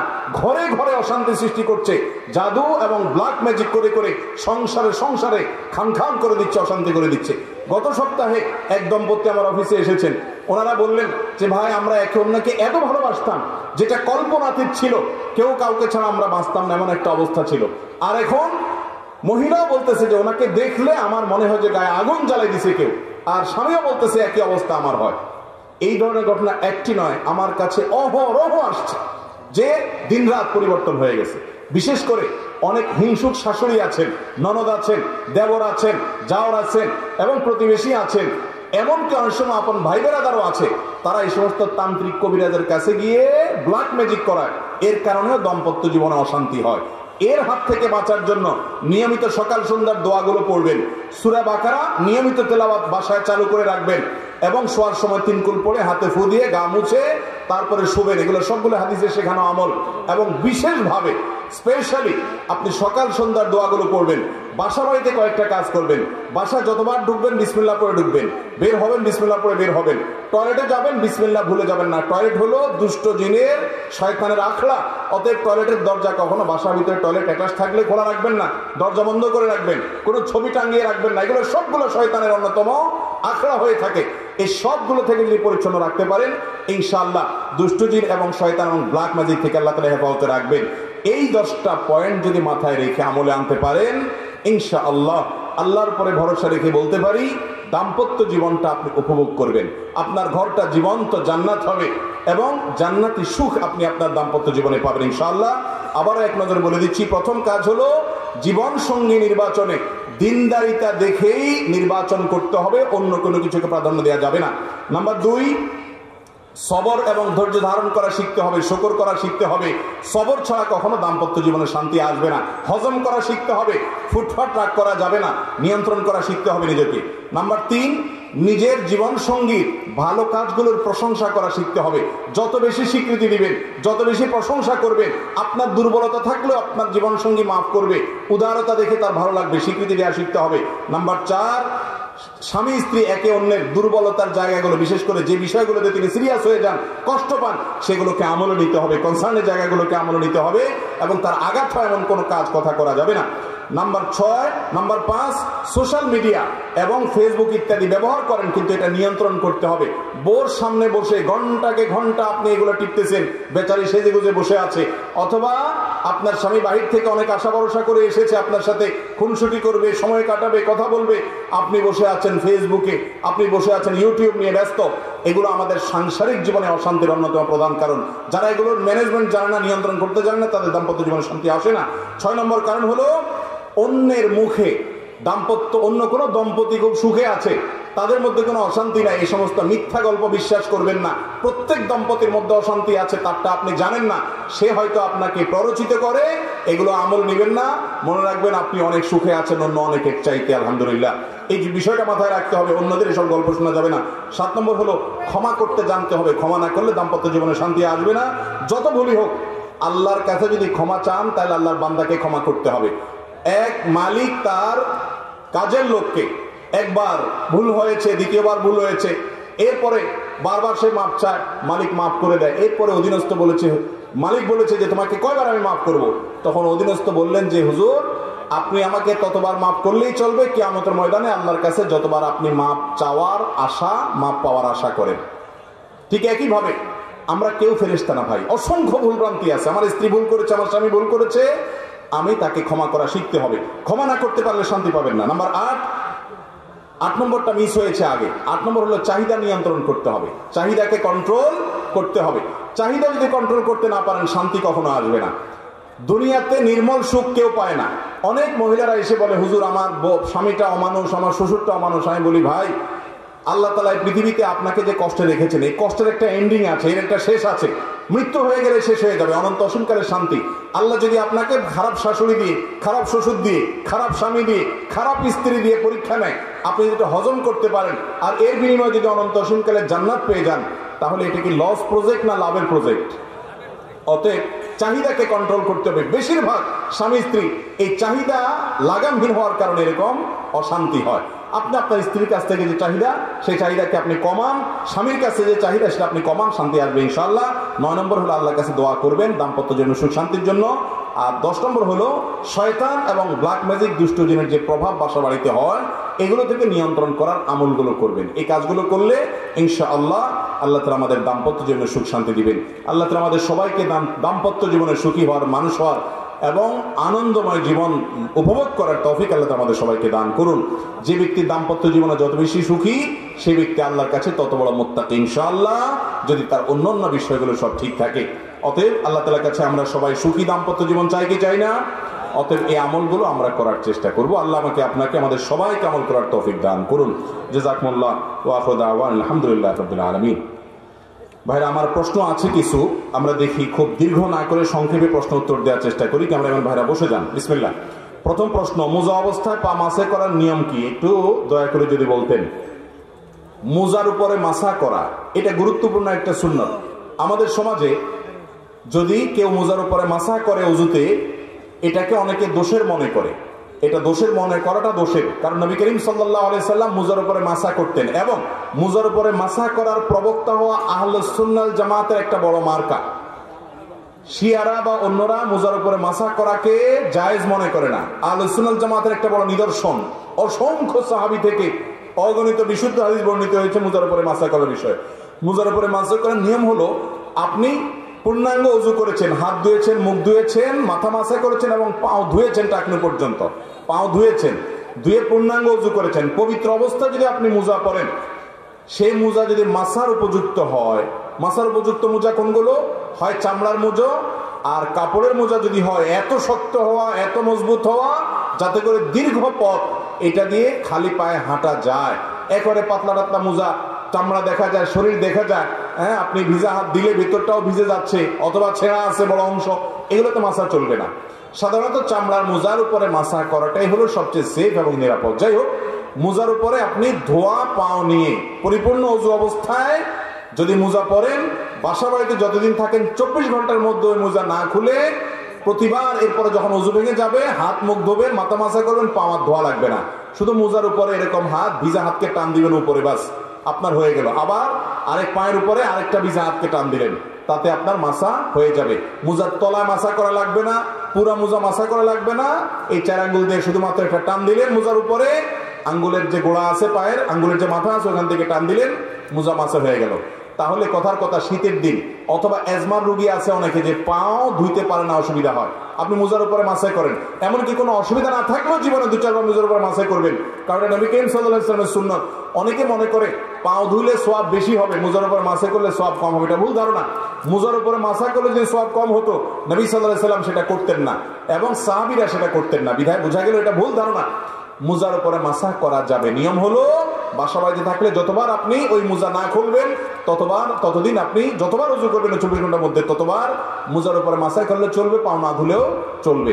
আর সফরে থাকলে এই সুবিধাটা পাবেন 72 ঘন্টা, 3 দিন 3 রাত পর্যন্ত মোজার উপরে মাসা করতে পারবেন। অতএব সেই বিষয়টি খেয়াল রাখতে হবে আমাদের। এরপরে প্রশ্ন হলো, আমাদের এলাকায় কৃষকেরা কাঁচা মেরে জমিতে কাজ করে, এটার হুকুম কি? আপনাদের এলাকায় না, শুধু সারা বাংলাদেশেই কম বেশ এটা আছে, যে যেহেতু লুঙ্গি পরে আমরা বাঙালি হিসাবে, বিশেষ করে যারা খেটে খাওয়া মানুষ, তারা লুঙ্গি পরে কাজ কাম করে বেশিরভাগ ক্ষেত্রে। তো ক্ষেত খামারে কাজ করতে গেলে লুঙ্গি একেবারে খোলা রেখে কাজ করাও তো আসলে টাফ, একটু কঠিন হয়ে যায়, কাদা লেগে যায়, পানি লেগে যায়, ভার হয়ে যায়, গায়ের সাথে লেগে যায়, ঝামেলা হয়। তখন এই ঝামেলা দূর করার জন্য ওনারা এটাকে হাফ প্যান্ট বানায় ফেলা। কাঁচামারা মানে কি? হাফ প্যান্ট বানানো, এটা মানে বাঙালির হাফ প্যান্ট আর কি বলতে পারে। তো এই হাফ প্যান্ট বানায় কাজ করলে জায়েজ হবে কিনা? উত্তর হলো যে, যেহেতু সতর ঢাকা ফরজ, অন্য পুরুষরা যদি তার এই রান দেখে তাহলে সেক্ষেত্রে তার জন্য এটা গুনাহ হবে। বিশুদ্ধ মত অনুযায়ী রানটাও সতরের অংশ। অতএব কাঁচা মেরে তিনি কাজ করলে যদি আশেপাশে অন্য কোনো মানুষ তার রান দেখে যায়, তার সতর দেখে যায়, সে ভয় থাকে, তাহলে কাঁচা মেরে কাজ করা জায়েজ নাই। আপনি বলবেন তাহলে বেচারা কি করবে? এর উত্তর হলো, সে 3/4 প্যান্ট পরবে, অথবা এই লুঙ্গিটারে 3/4 বানাবে। 3/4 বানানো বুঝছেন তো? এত উঁচা করে পরবে যে শুধুমাত্র হাঁটু পর্যন্ত ঢাকা যাবে, হাঁটুর নিচে সামান্য একটু থাকবে। তাতেও ইনশাআল্লাহ ওই যে কাপড় একেবারে টাকনুর উপর পর্যন্ত থাকলে যেরকম ভিজলে ধান খেতে কাজ করা কঠিন হয়, ওই কঠিনটা আর হবে না। 3/4 বানায় ফেলবে, একেবারে শুধুমাত্র এতদূর উঠে ফেলবে যে হাঁটু পর্যন্ত ঢাকা থাকে, বাস। তাহলে তার কাজও হয়ে যাবে, লুঙ্গি ডিস্টার্বও করবে না, সতরও ঢাকা থাকবে। আর যদি এমন খেতে থাকেন আপনি, ধরেন এই বিলের আশেপাশে চোখ যতদূর যায় কোনো মানুষজন নাই, তাইলে আপনি একা একা আছেন, এবার ধুমসে কাঁচা মেরে আপনি কাজ করতে পারেন, কোনো অসুবিধা নেই। কারণ সতত অন্য কেউ না দেখলে কি হবে না? গুনাহ হবে না। যদি কেউই না থাকে আশেপাশে তাহলে আপনি করতে পারেন, কিন্তু সচরাচর খেতে খামারে আশেপাশে মানুষ থাকে, কেউ না কেউ দেখে যাওয়ার ভয় থাকে, সেজন্য কাঁচা মেরে কাজ করা জায়েজ নাই। মুসলমান সব ক্ষেত্রে আল্লাহর বিধানকে মেনে চলবে, ফরজ তরক করার গুনাহ হবে, এটা করা যাবে না। অনেক ভাইরা নামাজ কালাম পড়েন আবার কাসামের কাজ করেন, অনেক মুরব্বীও আছে দাড়ি এদিকে মাশাআল্লাহ বুক পর্যন্ত, কিন্তু ওইদিকে উনি হাফ প্যান্ট বানায় ফেলছে, আছে না নাই? এই জিনিসটা জায়েজ নাই, অনেকে না জানার কারণে করে। আল্লাহ আমাদেরকে বোঝার তৌফিক দান করুন। এরপরে প্রশ্ন হলো, মাথা আঁচড়ানো চুল এবং কাটা নখের হিসাবও কি আল্লাহ নিবেন? তাহলে এগুলো আমরা কি করব? মাথা আঁচড়ানো চুল এবং কাটা নখ এগুলো আল্লাহর দেওয়া অঙ্গ, এগুলো আমরা পয়সা করে দিয়ে কিনে নেই, কেউ কিনেছে, এগুলা আল্লাহর দেওয়া অঙ্গ। অতএব ই আমানত চন্দে রোজে নজদে মাস্ত দর হাকিকত মালিকে হর সেই আল্লাহ। এই শরীরের সমস্ত অঙ্গ প্রত্যঙ্গ এগুলো মূলত আল্লাহর পক্ষ থেকে আমানত, এগুলো সবগুলোর মালিক কে? মূলত আল্লাহ তাআলা।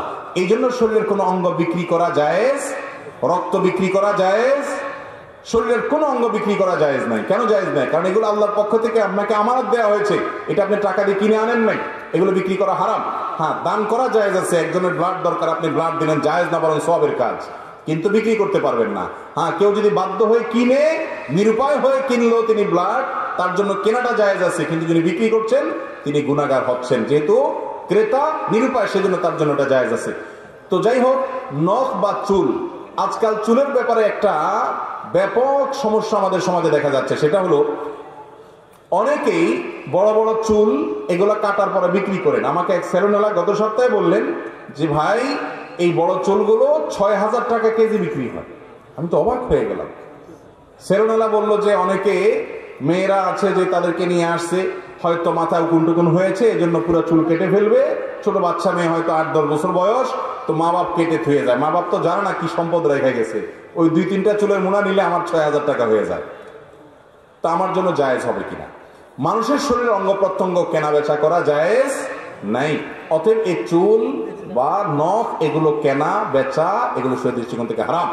অতএব এগুলো আল্লাহর পক্ষ থেকে আমানত, মানে হলো আপনি এগুলো বিক্রি করতে পারবেন না। তবে হ্যাঁ, আপনি চুল কাটার পর, নখ কাটার পর সেগুলোকে সম্মানজনক জায়গায় ফেলবেন, ভালো হয় মাটির নিচে দাফন করেন, অথবা এমন জায়গায় ফেলে দেন মাটির সাথে মিশে যাবে, নোংরা জায়গায়, নাপাক জায়গায় না ফেলাটা উত্তম।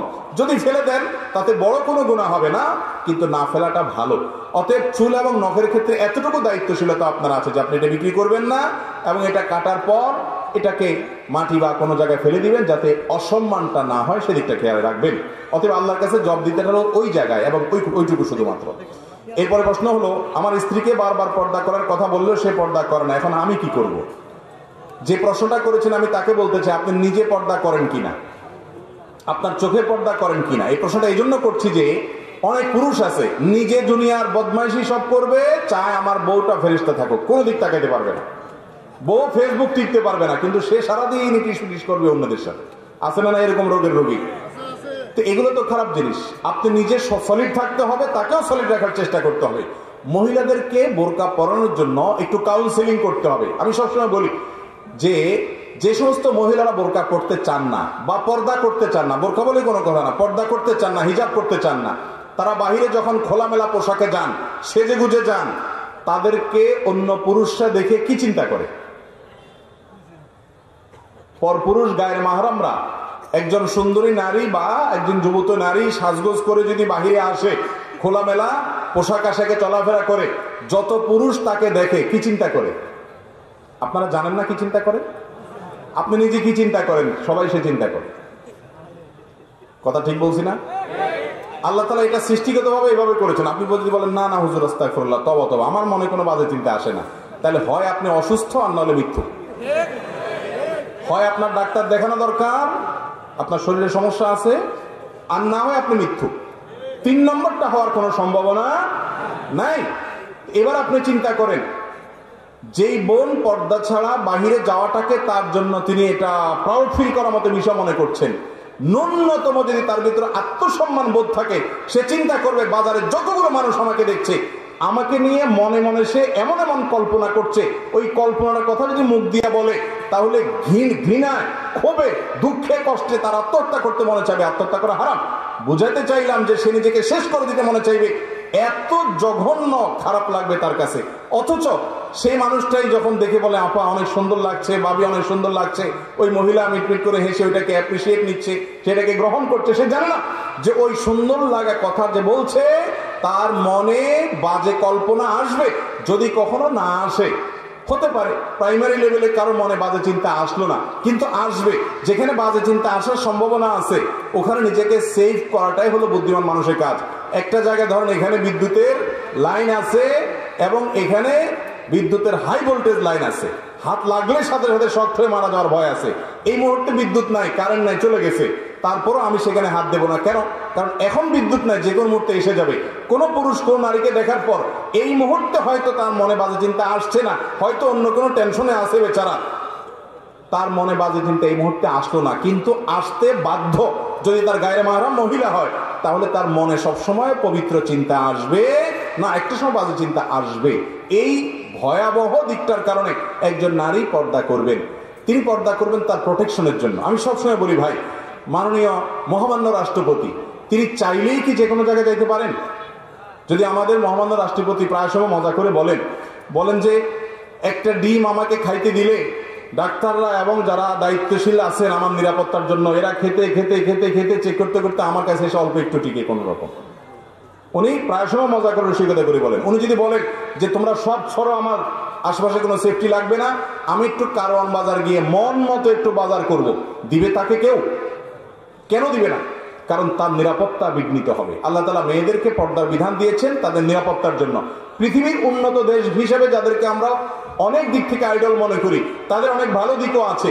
সেই ইউরোপিয়ান পশ্চিমা দেশগুলোতে মহিলারা পুরুষরা সবাই উচ্চশিক্ষিত, তথাকথিত সভ্য ভদ্র, অনেক দিক থেকে আমাদের চাইতে ভালো। কিন্তু কর্মক্ষেত্র থেকে নিয়ে শুরু করে শিক্ষা প্রতিষ্ঠান পর্যন্ত সর্বস্তরে মেয়েরা যৌন নির্যাতনের শিকার যে পরিমাণ হয়, পত্রপত্রিকার রেশিওগুলো দেখলে বোঝা যায় আমাদের সমাজে, মুসলিম প্রধান সমাজে এখনো পর্যন্ত মেয়েরা সেই তুলনায় হাজারো গুণ ভালো আছে আলহামদুলিল্লাহ। এর মূল কারণ হলো পর্দা। অতএব পর্দা এটা মেয়ের নিরাপত্তার জন্য। স্ত্রীকে যদি কাউন্সিলিং করানো যায় ইনশাআল্লাহ তিনি আমলে আনবেন। যদি তিনি না করেন, স্বামী তার সমস্ত দায়িত্ব পালন করেন, আল্লাহর কাছে স্বামীর দায়িত্ব মুক্ত হবেন ইনশাআল্লাহ। এরপরে প্রশ্ন হলো, স্বামী স্ত্রী একসাথে জামাত করে নামাজ আদায় করার নিয়ম কি? স্বামী স্ত্রী একসাথে যদি জামাতে নামাজ পড়তে চান তাহলে তার নিয়মটা হলো স্বামী একামত দিবেন, একামত দিয়ে স্বামী নিজে আবার ইমামতি করবেন, আর স্ত্রী তিনি তার স্বামীর পাশাপাশি দাঁড়াবেন না। দুইজন পুরুষ, একজন ইমাম একজন মুক্তাদি হলে ইমাম সাহেবের ডান পাশে মুক্তাদি সাহেব দাঁড়ায়। কিন্তু স্বামী স্ত্রী বা একজন নারী একজন পুরুষ, মা ছেলে যদি নামাজ জামাতের সাথে করেন তাহলে সেক্ষেত্রে যিনি ইমাম হবেন পুরুষ তিনি সামনে থাকবেন, আর মহিলা মুক্তাদি হবেন তিনি থাকবেন পেছনে। তিনি পুরুষের বরাবর বা পাশাপাশি দাঁড়াবেন না। এই নিয়ম রক্ষা করে আপনি জামাতের সাথে নামাজ পড়তে পারেন। আবার এই নিয়ম জানার পর আর মসজিদে না যায় বোর মোহাব্বতে বাসায় নিয়মিত বোর নিয়ে জামাত করলে কিন্তু সেটা জায়েজ হবে না। কালে ভদ্রে জামাত ছুটে গেছে, সওয়াব পাওয়ার জন্য বউয়ের সাথে আপনি জামাত করতে পারেন। এরপরে প্রশ্ন হলো, রমজান মাসে সময় কাটানোর জন্য টেলিভিশন দেখা, ক্যারাম বোর্ড, দাবা, লুডো খেলা যাবে কিনা? রমজান মাসে সময় কাটানোর জন্য যে কাজ কাম নাই, খাবারের ঝামেলা অন্তত নাই, এই টাইমটা অন্তত টিভি দেখে সময় কাটানো যায়। সময় কাটে না। আমাদের হাতে এত সময় যে এটা কাটানোর জন্য আমাদের লুডো খেলা লাগে, ক্যারাম খেলা লাগে এবং টিভি দেখা লাগে। আর সাহাবীদের কাছে সময় এত কম ছিল, তারা এসে নবীজির কাছে বলতেন, ইয়া রাসূলুল্লাহ, ইসলামের এত কাজ এগুলো করে আমরা কুলাই না, আপনি এটা সংক্ষেপ করে দেন, সময় পাচ্ছি না। তারা সময় পাইতেন না সাহাবীরা, আর আমাদের এত সময় যে কাটানোর জন্য এগুলো করা লাগে। মনে রাখবেন, রোজার উদ্দেশ্য মানুষকে মুত্তাকি বানানো। যে ব্যক্তি রমজান রোজা রেখে টেলিভিশনে হারাম জিনিস দেখে, মোবাইলে হারাম জিনিস দেখে এবং এই যে লুডো দাবা যেগুলো খেলা হাদিসের আলোকে নিষিদ্ধ, এই সমস্ত খেলাধুলার মধ্যে যে ব্যক্তি সময় অপচয় করে ওই ব্যক্তির রোজা উপবাস থাকা ছাড়া কিছুই নয়।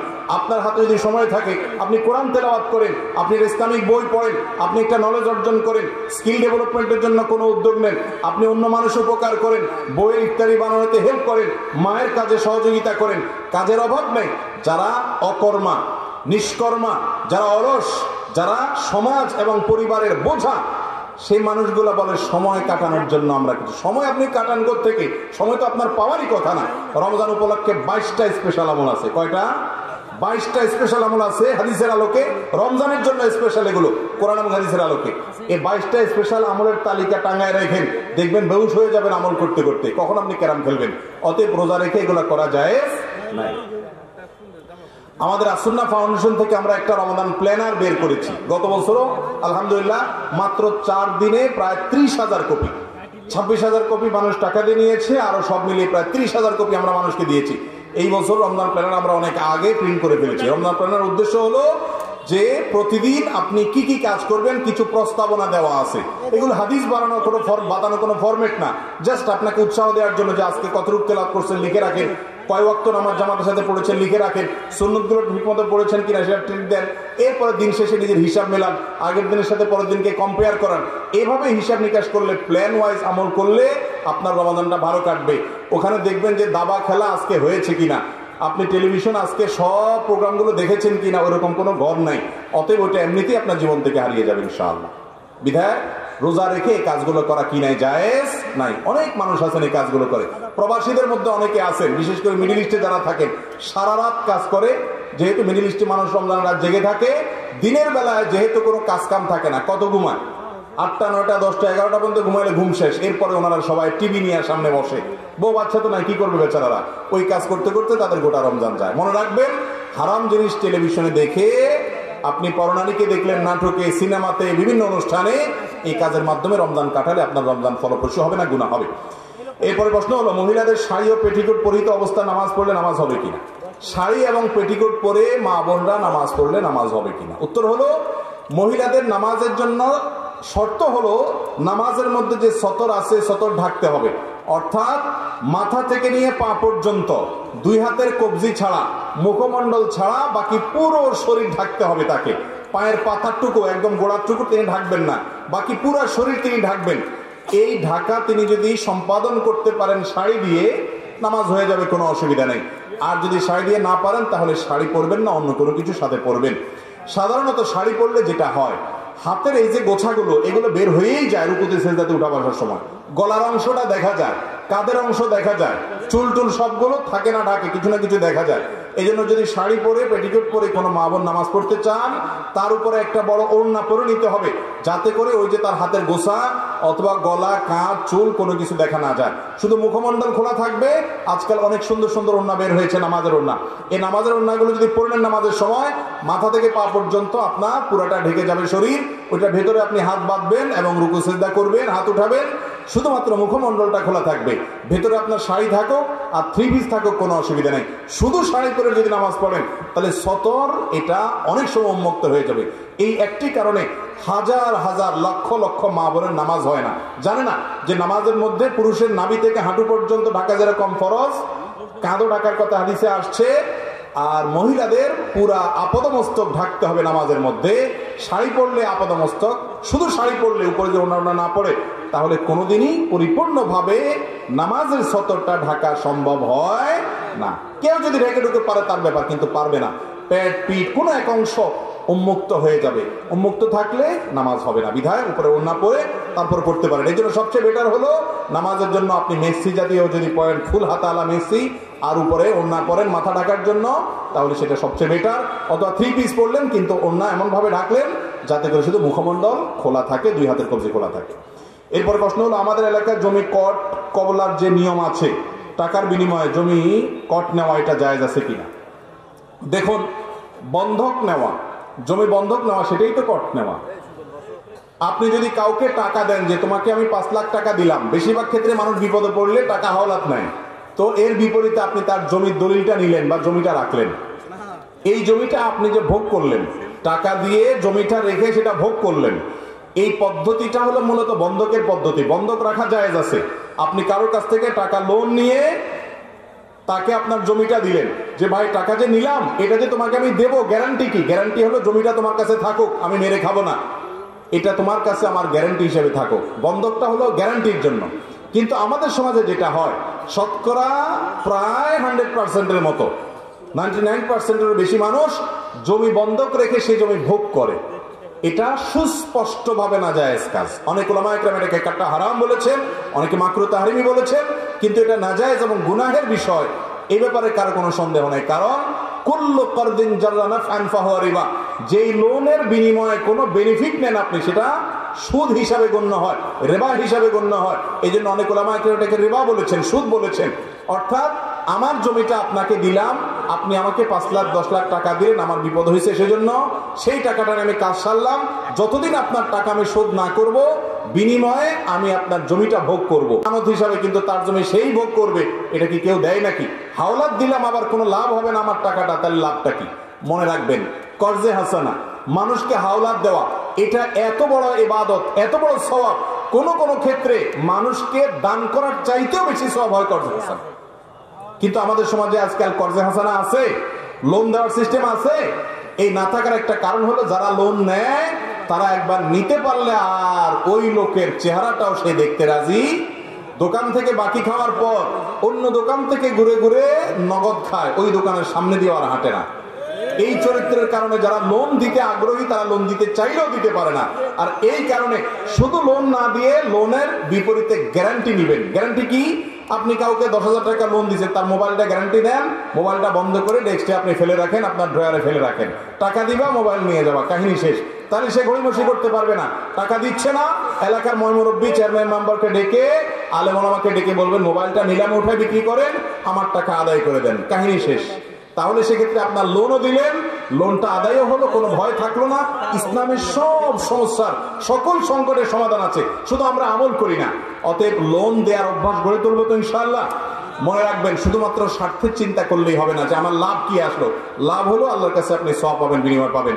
বিদায় খোলাসা কথা হলো, জমি বন্ধক রেখে সেটা ভোগ, যিনি টাকা দিয়ে জমি রেখেছেন তিনি ওইটা জমিটা ভোগ করতে পারবেন না। জমি থাকবে তার কাছে গ্যারান্টি হিসাবে, যার জমি ভোগ তিনি করবেন। শুধু তিনি টাকা না দিলে জমি যাতে করে বিক্রি করার উদ্যোগ নেওয়া যায়, মূল দলিল দিয়া এলাকাবাসীকে নিয়ে, সেই ব্যবস্থা তিনি গ্রহণ করবেন। তবে এখানে বিপরীত রাস্তা, বিকল্প একটা রাস্তা আছে। সেটা হলো, যদি দেখেন আপনি বিপদগ্রস্ত, আপনার 5 লাখ টাকা দরকার, কিন্তু জমি আপনাকে কেউ, এই টাকা আপনাকে কেউ দিবে না জমি ভোগ করা ছাড়া, যদি এরকম হয় তাহলে আপনি এই চুক্তিটাকে একটু ঘুরায় নেন, চেঞ্জ করে নেন। ফরম্যাটটাকে চেঞ্জ করলে জায়েজ হবে। কিভাবে সেটা আমি বলি। যারা কট নেন, ফরম্যাটটা হবে এরকম, ধরুন কথার কথা, ওনার জমি আমার টাকা, আমি ওনাকে 5 লাখ টাকা দিলাম, উনি আমাকে জমি দিল। আমরা বলবো এটা কট না, এটা বন্ধক না, এটা নিচ্ছি আপনার কাছ থেকে আমি ভাড়া হিসাবে। আপনার 10 কাঠা জায়গা আছে, 1 বিঘা জায়গা আছে, 5 লাখ টাকা আমি আপনাকে এখন অগ্রিম দেব, এই জমিটা আমি ভাড়ায় নেব। প্রতি মাসে এই 1 বিঘা জায়গার ভাড়া আমি 100 টাকা দেব। দুই পক্ষ রাজি হয়ে 2 টাকাও ধরতে পারে, এটা তাদের ব্যাপার। 100 টাকা, 200 টাকা বা 50 টাকা ভাড়া থাকলো প্রতি মাসে, বছরে 1200 টাকা ভাড়া থাকলো। 5 লাখ টাকা যে দিলাম এটা হলো ভাড়ার অগ্রিম, তাহলে এটা হলো জমি ইজারা। ইজারা মানে ভাড়া দেওয়া। ভাড়া দিয়ে টাকা নেওয়া জায়েজ আছে, যে আমি আপনাকে ভাড়া দিলাম, এবার আমার জমি আপনি চাষ করে খান বা যা মনে চায় করেন। জমি ভাড়া দিয়ে দিচ্ছি, ভাড়া দিলে যিনি ভাড়া দিচ্ছে তিনি যা ইচ্ছা তা করতে পারবে। অতএব ভাড়া নিয়ে উনি ভোগ করবে, আর টাকা যিনি দিচ্ছেন ওনার ওই টাকাটা থেকে যেই কয়দিন উনি টাকাটা পরিশোধ না করবে ততদিন পর্যন্ত ভাড়াটা কাটতে থাকবে, লামসাম ভাড়া থাকবে, যাতে কোনো অসুবিধা না হয়। 5 বছর পরে উনি পরিশোধ করছেন, তাহলে মাসে 100 টাকা করে ধরলে বছরে 1200 হয়, 5 বছরে 5 12 60 হয়। ওই 5 লাখ থেকে 6000 টাকা বাদ যায়, বাকি টাকা পরিশোধ উনি করে দিবে। তাহলে উভয়ের জন্য হালাল হবে। সিস্টেমটা বুঝতে পারছেন? যদি ভাড়া হিসাবে নেওয়া দেওয়া করেন তাহলে জায়েজ হবে, কিন্তু বন্ধক হিসাবে জায়েজ হবে না ভোগ করাটা। এরপরে প্রশ্ন হলো, বিবাহ করে বউ রেখে বিদেশ যাওয়ার পর বউ পরকিয়া করলে দুইজনের হুকুম কি? বউ রেখে বিদেশ যাওয়া যাবে কিনা? দেখুন, এটা হাসির বিষয় না। আমাদের সমাজে আজকাল ঘরে ঘরে এই সমস্যা। বিশেষ করে প্রবাসী বেচারারা সারা জীবন বিদেশে পৌঁছে। আমার খুব মায়া হয় এদের জন্য। যত প্রবাসী পাইছি আমি বলি, ভাইরে একটা সময় পর্যন্ত চাহিদাকে সংক্ষেপ করে দেশে চলে আসেন আল্লাহর হস্তে। বিদেশে বিশেষ করে মিডল ইস্টে যারা যায়, আমি দেখছি বেশিরভাগ ভাইদের অবস্থা, প্রথম গেলে বলে কি, যাওয়ার পরে ওই যে মার কথা বইয়ের কথা মনে পড়ে, খুব চোখে পানি আসে, মনটা খারাপ লাগে। প্রথম যায় বলে যে শুধু ভিসার টাকাটা উঠাতে পারলেই হয়, আমি আর এদেশে থাকতেছি না। মাথা খারাপ, আপনজন রেখে থাকা যায়, কিন্তু ওখানকার হালুয়া রুটি ভালো বুড়া খাওয়ার পরে এত মজা পেয়ে যায়। এরপরে বলে যে আচ্ছা ভিসার টাকা যেহেতু উঠছে, একটু বাড়িতে একটা দালান ঘর করতে পারলে চলে যাব। এরপরে দালান ঘরও হয়ে যায়। তারপরে বলে আচ্ছা দালান ঘর তো হয়ে গেছে, আর একবার যাব শুধুমাত্র ওই শহরে আমাদের টাউনে একটা ছোট্ট 2টা দোকান করে দিলে ভাড়া পাবো। এইভাবে করতে করতে গোটা জীবন প্রবাসে শেষ করে দেয়। দেশে আসে শুধু মরার জন্য, মানে শুধু মৌতটা বাকি থাকে, আর সব শেষ। আইসা দেশে পট করে কদিন পরে মরে যায়, মাটির নিচে চলে যায়, কাহিনী কথা। এর মতো হতভাগা দুর্ভাগা আর কে হতে পারে?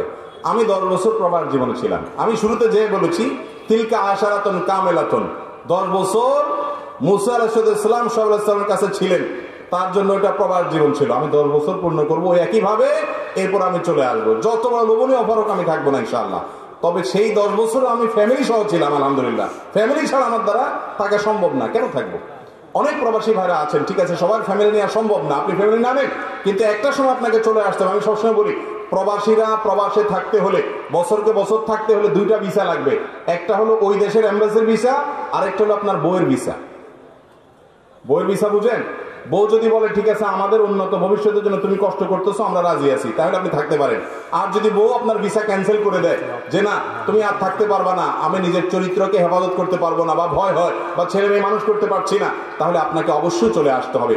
প্রবাসীরা যদি দীর্ঘকাল থাকে না, তার স্ত্রী যদি দুশ্চরিত্রবান হয়ে যায়, বিপথে চলে যায়, অবশ্যই তার দায়ভার ওই প্রবাসী ভাইকে নিতে হবে। এই জন্য দীর্ঘকাল প্রবাসে পড়ে থাকা এটা জায়েজ নয়। অনেক মানুষ আছে যে বছরকে বছর থাকছে, স্ত্রীর হক আদায় করছে না, সন্তানদের হক আদায় করছে না। অনেক মহিলা চায় চলে আসুক, কিন্তু সে আসে না। আবার অনেক মহিলা আছে উল্টা, জামাইকে ফুসলায় শুধু, যে আপনি দেশে আসি কি করবেন, আহারে দেশে আসি কিছু করতে পারবেন না, আর সব মেরে কুটে খাবে, আপনি আরেকটা বছর থেকে আসেন, আরেকটা বছর থেকে আসেন, আপনার লাইফটা শেষ। ওই ব্যাককল পুরুষ গোটা জীবনটা শেষ করে শুধু মরার জন্য দেশে আসে। আল্লাহ তাআলা আমাদেরকে বুঝার তৌফিক দান করুন। অতএব দীর্ঘ প্রবাস জীবনে থাকা এটা প্রশংসনীয় নয়। এরপরে প্রশ্ন হলো, আমি অনার্স প্রথম বর্ষের একজন স্টুডেন্ট, স্কুল কলেজ অনলাইনের চারদিকে শুধু ফিতনা আর ফিতনা, চরিত্র রক্ষা করার জন্য আমার বিয়ের প্রয়োজন, কিন্তু পরিবার তা বুঝে না, বলে তুই বেকার, তোর সাথে কে মেয়ে বিয়ে দিবে, খাওয়াবি কি, এমন অবস্থা আমার করণীয় কি, দয়া করে বলতেন। ভাইরা আমার, আমি সব সময় বলি, যে সমস্ত যুবকরা নিজের চরিত্র নিয়ে শঙ্কিত, আপনাদের প্রথম কাজ হলো চরিত্র নষ্ট হওয়ার ভয় আছে যে জায়গাগুলোতে, সেই জায়গাগুলোতে বিচরণ করবেন না।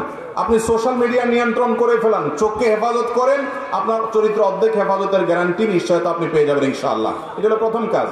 2 নম্বর কাজ হলো, আপনার বিয়ে করা দরকার, উপার্জন করেন, উপার্জন শুরু করেন। উপার্জন করবেন না, বেকারত্ব থাকবে, আর বাপের কাছে আর্গুমেন্ট করবেন, আমার কাছে প্রশ্ন ছুড়ে দিবেন, হুজুর আমার বাপের বিরুদ্ধে একটা ফতোয়া দিয়ে দেন যাতে আমাকে বিয়ে দিয়ে দেন। এটা তো উচিত না, এটা তো উচিত না। আপনি আপনার দায়িত্ব পালন করেন। আর যারা চাচা মিয়ারা আছেন তাদেরকে বলতেছি, বাবারা, আপনার সন্তানকে যদি উপযুক্ত হওয়ার পর বিয়ে দেওয়ার ব্যবস্থা আপনি না নেন, আল্লাহ আপনাকে সামর্থ্য দিছে, ছেলেকে আপনি হেল্প করতে পারেন, তারপরে যদি আপনি না করেন, ছেলে যদি বিপদগামী হয়, আপনি আল্লাহর কাছে ধরা খাবেন। আমি প্রায় সময় বলি চাচাদেরকে, বাবাদেরকে, আমাদের বাপ চাচারা আগের যুগে যে বয়সে বিয়ে করছে, এখনকার ছেলেদেরকে তারা সে বয়সে বিয়ে দেন না। আমাদের বাপ চাচারা বেশিরভাগ 16, 17, 18, 19, 20 বছর, 21 বছর বিয়ে করে ফেলছে, আর ছেলেকে 30 হলো কি দেয় না, বিয়ে দিতে চায় না। এটা জুলুম। আপনাদের সময় চরিত্র রক্ষা করা যত কঠিন ছিল, এখন চরিত্র রক্ষা করা তার চাইতে অনেক বেশি কঠিন।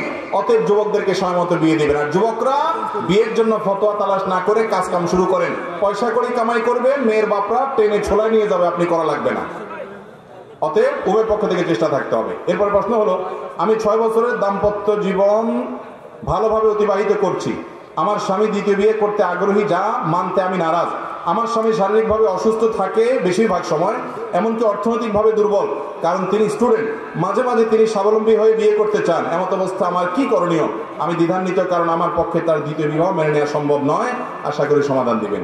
প্রথম কথা হলো, যে সমস্ত মহিলারা দ্বিতীয় বিয়েকে অপছন্দ করেন, ঘৃণা করেন, তাদের ঈমান নিয়ে টানাটানি দেখা দিবে। কারণ দ্বিতীয় বিয়ে করা ইসলামে জায়েজ না নাজায়েজ, যেটাকে আল্লাহ জায়েজ রেখেছেন সেটাকে ঘৃণা প্রকাশ করলে, অপছন্দ করলে ঈমান নিয়ে টানাটানি হবে, আল্লাহর বিধানকে বিদ্রোহ করার শামিল হবে। তবে হ্যাঁ, কোন মহিলাই সাধারণত সতীন পছন্দ করেন না, সেটা আরেক জিনিস। তিনি চাইবেন যে দ্বিতীয় বিয়ে জায়েজ আছে, আমি স্বীকার করি, বাট আমি চাই আমার স্বামী আমাকে নিয়েই থাকুক, এটাতে দোষের কিছু নাই ইনশাআল্লাহ বিইذনিল্লাহ।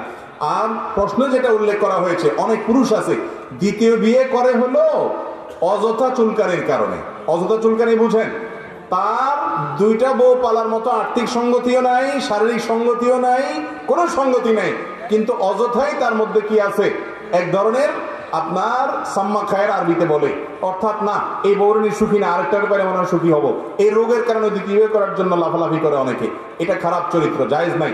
আপনি 2টা বউ পালার মতো সার্বিক যোগ্যতা যদি থাকে, ইনসাফ করার যোগ্যতা থাকে, তাহলে আপনার জন্য এটা জায়েজ আছে, অন্যথা আপনার জন্য জায়েজ নাই। বিধায় পুরুষরা যারা দ্বিতীয় বিয়ের জন্য লাফালাফি করেন তারা কতটা উপযুক্ত নিজেরা সেটা বিবেচনা করবেন, তারপরে চিন্তা করবেন। আর মা বোনরা এই ক্ষেত্রে মনে না মানলেও স্বামী যদি দ্বিতীয় বিয়ে করে সেটাকে মেনে নেওয়ার মানসিকতা থাকতে হবে, শরীয়ত যেহেতু নির্দেশনা রেখেছে সেজন্য। যে ব্যক্তি আজান দিবে একামত কি তাকেই দিতে হবে নাকি অন্য কেউ দিলে নামাজ হবে না? যিনি আজান দিবেন একামত দেওয়া তার অধিকার, যিনি আজান দিবেন একামত দেওয়া কি ওই ব্যক্তির অধিকার। অন্য কেউ যদি একামত দিতে হয় তার পারমিশন নিতে হবে। ভাই আপনি তো আজান দিয়েছেন, একামতটা আমি দেই। তিনি পারমিশন দিলে আপনি একামত দিবেন। যদিও তার পারমিশন ছাড়া অন্য কেউ একামত দিলেও নামাজ হয়ে যাবে, কিন্তু নিয়ম হলো পারমিশন নিয়ে তারপর কি করা, একামত দেওয়া। এরপরে প্রশ্ন হলো যে কোনো বিষয়ে ধৈর্য ধারণের জন্য কোন দোয়া বেশি বেশি পড়বো? উত্তর হলো সূরা আরাফের 126 নম্বর আয়াতে আল্লাহ তাআলা বলেছেন, রব্বানা আফরিগ আলাইনা সাবরা ওয়া তাওয়াফানা মুসলিমিন। হে আল্লাহ, আপনি আমাকে ধৈর্য দান করেন এবং আমাদেরকে মুসলমান হিসেবে মৃত্যুবরণ করার তৌফিক দান করেন। এই দোয়ার মাধ্যমে আপনি আল্লাহর কাছে সবর এবং ধৈর্যের কামনা করতে পারেন। এরপরে প্রশ্ন হলো খাদ্য গুদামজাত করা কি সবসময় হারাম এবং নিষিদ্ধ? খাদ্য গুদামজাত বর্তমানের একটা সমসাময়িক প্রসঙ্গ বলতে পারি আমরা। এই প্রসঙ্গটা আমাদের সমাজে কয়েকদিন পরপরই উঠে আসে, ভালো করে শুনে রাখেন। নিত্য প্রয়োজনীয় খাদ্য যদি কেউ গুদামজাত করে সেটার কয়েকটা পদ্ধতি আছে। নাম্বার 1, আপনি এখন একটা জিনিস আলুর দাম কম, টমেটোর দাম কম, একটু বেশি কিনে রেখে দিয়েছেন আপনার নিজের সংসারে খরচ করার জন্য, কনজিউম করার জন্য, এটা জায়েজ আছে, এই গুদামজাত নিষেধ না। আর যদি গুদামজাতটা হয় মানুষের কল্যাণের উদ্দেশ্যে, যেমন কথার কথা আমাদের দেশে পেঁয়াজ, রসুন, আলু এই সমস্ত জিনিসগুলো একসাথে হয়, সারা বছর খেতে হয়, তখন যদি সেগুলোকে কোল্ড স্টোরেজে রেখে 12 মাস খাওয়ার ব্যবস্থা করা হয়, সেই গুদামজাত করাও জায়েজ আছে, কারণ এটা মানুষের কল্যাণে। আর যদি গুদামজাতটা হয় কৃত্রিম সংকট সৃষ্টি করে, ক্রাইসিস সৃষ্টি করে, দাম বাড়লে তখন আমি লাভ অর্জন করব, সেই ধান্দায় মানুষেরকে বিপদের মধ্যে ফেলা, যেমন আজকাল হচ্ছে যে আমার কাছে অনেক সয়াবিন তেল আছে, আমি পেছনে রেখে দিয়ে বললাম নাই, আমি জানি ক্রাইসিস সৃষ্টি হবে 2 দিন পর, তখন বের করলাম, অথবা সরায় রাখলাম যাতে ক্রাইসিসের কারণে দাম বেড়ে যায়। এরকম কৃত্রিম সংকট সৃষ্টি করার জন্য যদি কেউ করে সেটা হারাম, নাজায়েজ, গুনাহ হবে। অনেক ইমামগণ মাকরুহ তাহরিমি বলেছেন। বিধায় গুদামজাত যদি এরকম করে, নবী করিম সাল্লাল্লাহু আলাইহি ওয়াসাল্লাম বলেছেন, মানে তাকারা ফাহুয়া খাতি, যে ব্যক্তি সম্পদ, খাদ্য এই জাতীয় নিত্য প্রয়োজনীয় জিনিস গুদামজাত করে সে অপরাধী, সে গুনাহগার, এবং এই জাতীয় গুনাহ কিন্তু বান্দার হক সংশ্লিষ্ট গুনাহ। বিধায় এগুলোর ব্যাপারে আমাদের ব্যবসায়ীদের সাবধান থাকতে হবে। ঋতুবতী অবস্থা মহিলারা কোরআন স্পর্শ ছাড়াই কি কোরআনের শিক্ষা দিতে পারবে কিনা? যদি শিক্ষার্থীকে আপনি কোরআন শিখান, ভেঙে ভেঙে শিখাবেন। ঋতুবতী অবস্থা আপনি ভেঙে ভেঙে শিখাবেন, 1 শব্দ 2 শব্দ পড়ে পড়ে ভেঙে ভেঙে তারপর আপনি শিখাবেন, কারণ শিক্ষা ছেড়ে দিলে তো বাচ্চা ভুলে যাবে। বিধায় ওইটুকু জায়েজ আছে যদি আপনার ওইটুকু দ্বারা কাজ হয়ে যায়। শয়তানের ধোকায় অনেক সময় ইবাদতে রিয়ার প্রবণতা আসে, তাহলে করণীয় কি? শয়তানের ধোকায় আপনার মনের মধ্যে যদি রিয়া আসে, লোক দেখানোর প্রবণতা আসে, তাহলে সেক্ষেত্রে দেখতে হবে কাজটা কি ফরজ কিনা। ফরজ নামাজ হলে যত রিয়া আসুক তারপরও দেখায় যেতে হবে, অর্থাৎ প্রকাশ্যে করে যেতে হবে, তাতে আপনার রিয়া কিছুদিন পরে দূর হয়ে যাবে। যেমন নামাজ পড়তেছেন রিয়া আসে, যাকাত দিচ্ছেন রিয়া আসে, তারপরও আপনি দিয়ে যাবেন, এগুলো গোপনে দেওয়ার জিনিস না, কারণ নামাজ তো জামাতের সাথে পড়তেই হবে, যাকাত তো দিতেই হবে, ইসলামের শিআর। অতএব সেখানে রিয়া আসলেও আপনি করবেন, কোনো অসুবিধা নেই, কিছুদিন পর রিয়া দূর হবে। আর নফল আমলের ক্ষেত্রে মানুষে দেখলে রিয়া হয়, তাহলে দেখাবেন না, ওইটাকে যত লুকাবেন তত বেশি সওয়াব হবে। আজানের সময় মহিলারা যে মাথায় কাপড় দেয়, এটা কতটুকু সঠিক? আজানের সময় মহিলাদের জন্য মাথায় কাপড় দেওয়া এটা কোনো জরুরি কিছু না। আমাদের সমাজে মহিলারা আজান হলে বাসা বাড়িতে থাকলে মাথায় কাপড় দেয়, ঘোমটা দেয়, মনে করে এটা আজানের হক। আজান দিলে জবাব দিতে হয়, জবাব দেওয়ার খবর নাই, মাথায় কাপড় দেয়। আরে বোন, জবাব দেন আপনি। জবাব কিভাবে? মুয়াজ্জিন আল্লাহু আকবার বলেছে, আপনি আল্লাহু আকবার বলেন। মুয়াজ্জিন আশহাদুল্লাহ বলছে, আপনি আশহাদুল্লাহ বলেন। কুলু বিসলামা ইয়াকুলুল মুয়াজ্জিন, মুয়াজ্জিন যা বলছে আপনি হুবহু তা বলেন। শুধু হাইয়া আলাস সালাহ, হাইয়া আল ফালাহ যখন মুয়াজ্জিন বলে তখন লা হাওলা ওয়ালা কুওয়াতা ইল্লা বিল্লাহ বলেন। এভাবে মুয়াজ্জিন আজানের যদি জবাব দেন, মুয়াজ্জিন যে পরিমাণ সওয়াব পায় আপনি ওই পরিমাণ সওয়াব পাবেন। আর মুয়াজ্জিন কি পরিমাণ সওয়াব পায় জানেন? হাদিসে আসছে মুয়াজ্জিন আজান শুনে যত মানুষ নামাজ পড়ে তাদের সবার সমপরিমাণ সওয়াব মুয়াজ্জিন সাহেব পায়, আর আপনি জবাব দিয়ে ওই পরিমাণ সওয়াব পাইতে পারেন। তাহলে আমাদের মা বোনরা আজান শুনলে মাথায় ঘোমটা দেওয়া না, আজান শুনলে কি করতে হবে? আজানের জবাব দিতে হবে। হ্যাঁ, আপনি যদি বাহিরে বেপর্দা থাকেন তাহলে আজান শুনলেও ঘোমটা দিবেন, আজান না শুনলেও ঘোমটা দিবেন। আর বাসা বাড়িতে গৃহস্থলী কাজে আছেন, এখানে আপনার শ্বশুর আছে, আপনার স্বামী আছে, অন্য কেউ গায়ে মারাম নাই, আপনার ঘোমটা দেওয়ার দরকার নেই আজান শুনে, এটা কোনো আবশ্যক বিষয় নয়। এরপরে প্রশ্ন হলো, আমি চাকরিজীবী মহিলা, সেই সুবাদে বাচ্চাদের দেখাশোনা করার জন্য মাকে কাছে রেখেছি, আমার আব্বা গ্রামের বাড়িতে থাকে, এদিকে আমার আল্লাহর কাছে কোনো জবাবদিহিতা করতে হবে কিনা? মাকে কাছে রাখছেন, বাপ গ্রামের বাড়ি থাকে, আপনি চাকরিজীবী মহিলা, তো আপনার বাবার কি অবস্থা হচ্ছে? মনে রাখবেন, ছেলে হোক মেয়ে হোক, বাবা মার যদি খেদমতের প্রয়োজন হয়, আর্থিক খেদমত, শারীরিক খেদমত, সেটা করা আবশ্যক, ছেলের জন্য আবশ্যক, মেয়ের জন্য আবশ্যক।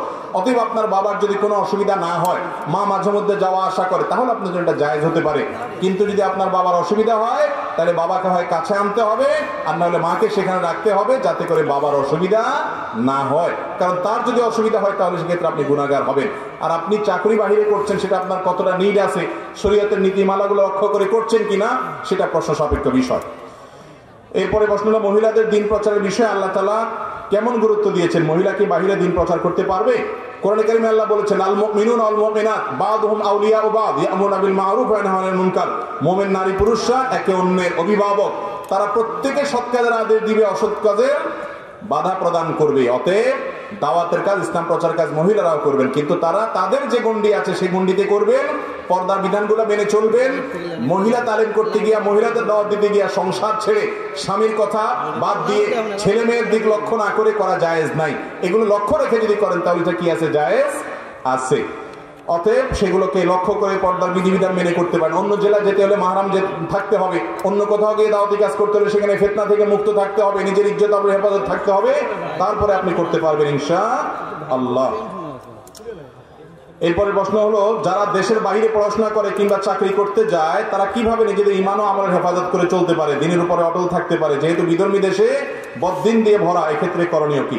আমার যে সমস্ত ভাইয়েরা অমুসলিম প্রধান দেশে পড়াশোনার জন্য গিয়েছেন, চাকরির জন্য গিয়েছেন, সীমিত কোনো কাজে গিয়েছেন, ব্যবসার কাজে গিয়েছেন, বিশেষ করে যারা শিক্ষার্থী হিসাবে গিয়েছেন বা সেখানে থাকেন, তাদের জন্য প্রথম কথা হলো, ঈমানের উপরে অটল থাকার জন্য সেখানে আপনাকে অবশ্যই দিনই চেতনা, দিন প্রচারের উদ্দেশ্যে আপনি থাকবেন, সেই চেতনা লালন করবেন, না হলে নিজের ঈমান হেফাজত করতে পারবেন না। দ্বিতীয় কথা হলো, সেখানে স্থায়ীভাবে যদি বসবাসের চিন্তা করতে হয়, তাহলে আপনার একমাত্র মিশন হবে আল্লাহর দ্বীনের প্রচার, অন্যথায় আপনার জন্য সেখানে বসবাস করাই জায়েজ হবে না। শুধু পয়সা কামানোর জন্য সেখানে স্থায়ীভাবে বসবাস করা, এটা জায়েজ নয়, পরিষ্কারভাবে হাদিসে এসেছে। কারণ আপনার জেনারেশনকে আপনি রক্ষা করতে পারবেন না। আমার বহু পরিচিত মানুষ আছে এই সমস্ত অমুসলিম প্রধান দেশগুলোতে থাকেন, একটু ভালো হালুয়া রুটি খাওয়ার জন্য, উন্নত জীবন যাপন করার জন্য, লাইফ লিড করার জন্য গেছেন, ছেলে মেয়ে নাস্তিক হয়ে গেছে, বিধর্মী হয়ে গেছে, কারণ গোটা সমাজটা খারাপ। আপনি নিজে ঠিক থাকতে পারবেন, বড়দের একটা জেনারেশন ধরে রাখতে পারবেন, এরপরের জেনারেশন অটোমেটিক নাস্তিক হয়ে যাবে। বিধায় এই বিষয়গুলোতে অনেক বেশি সাবধান থাকতে হবে, সার্কেল মেনটেন করতে হবে, দিনী পরিবেশে থাকতে হবে, দাওয়াতি মেজাজ এবং দিন প্রচারকেই টার্গেট বানিয়ে সেখানে থাকতে হবে। তাহলে যদি আল্লাহ তাআলা হেফাজতে রাখেন, আর কি, এছাড়া হেফাজতে থাকাটা অনেক বেশি কঠিন এবং জটিল। আল্লাহ তাআলা আমাদেরকে বোঝার তৌফিক দান করুন। মানুষের হক বলতে কোন বিষয়গুলো বোঝায়, অর্থাৎ হক নষ্ট আমরা কিভাবে করে থাকি? অনেক সময় বাবা মা মারা যাওয়ার পরও ভাইয়ের বোনদের সম্পত্তি দিতে চায় না, এক্ষেত্রে ইসলামের নিয়ম কি? ভালো করে শুনেন। আমরা বেশিরভাগ মানুষ মদ পান করি না, শুকর খাই না, বেশিরভাগ মানুষ সরাসরি চুরি করি না, ডাকাতি করি না, কিন্তু আমরা হারামখোর। কিভাবে সেটা? আমার বাবার সম্পদে, আমার মায়ের সম্পদে, জমি জমাতে বোনদের যে ভাগ আছে, সঠিক হিসেব করে সেটা যদি না দেই, ঘড়িমসি করি, কাহিনী করি, কিছু লামসাম দিয়ে তাদেরকে বিদায় করি, অথবা তাদেরকে না দিয়ে নিজে ভোগ করি, তাহলে এই চরিত্রের কারণে আপনি হারামখোর হতে পারেন, ওই সুদ ঘুষের কারবার না করেও। এই জন্য ভালো করে শুনেন, বান্দার হক বলতে বোঝায় মানুষের কোনো আর্থিক হক আপনি নষ্ট করবেন না, কারোর প্রতি দুর্ব্যবহার করবেন না, গালিগালাজ করবেন না, তার চরিত্র, তার সম্পদের কোনোটার হানি করবেন না, আত্মীয় স্বজনের হক নষ্ট করবেন না, সম্পর্ক ছিন্ন করবেন না। এগুলো মানুষের হক। মানুষের হক অনেক ব্যাপক, তার প্রতি সদাচরণ করা, তার আর্থিক হক নষ্ট না করা, সবগুলো রক্ষা করলে তারপরে মানুষ হক আদায় হবে। বিধায় এই দিকটা আমাদেরকে খুব বেশি খেয়াল রাখতে হবে এবং চেষ্টা করতে হবে। এরপরে প্রশ্ন হলো, কোন প্রাপ্তবয়স্ক অবিবাহিত শিক্ষক একাদশ ও দ্বাদশ শ্রেণীর ছাত্রীকে প্রাইভেট পড়াতে পারবে কিনা? দেখুন, একজন পুরুষ একজন প্রাপ্তবয়স্ক মেয়েকে যদি পড়ায়, তাহলে সেক্ষেত্রে পর্দার খেলাপ করে সরাসরি যদি পড়ায় সামনে, তাহলে সেটা গুনাহ হবে, হারাম হবে, উপার্জন জায়েজ নাই, এবং এর মাধ্যমে সমাজে বহুবিধ ফিতনা হবে। এই ফিতনা থেকে বাঁচার কোনো উপায় নাই। বিনা মেহেরবানি করে এই বিষয়গুলোকে আমরা খুব ভালো করে মানার চেষ্টা করব। অনেক বাপ মা আছেন, টিচারের কাছে নিজের 12, 13, 14, 15 বছরের মেয়েকে বা আরো বড় বয়সের মেয়েকে পড়তে দেয়।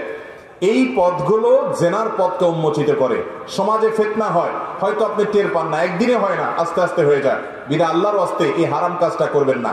মহিলার মেয়েদেরকে মেয়েরা পড়াবে, আর পুরুষরা যদি পড়াতে হয় তাহলে ছেলেরা সামনে থাকবে, পর্দার আড়ালে মেয়েরা থাকবে। কোনো প্রকার ফিতনার ভয় যদি না থাকে তাহলে সেই শর্ত সাপেক্ষে পড়াতে পারেন।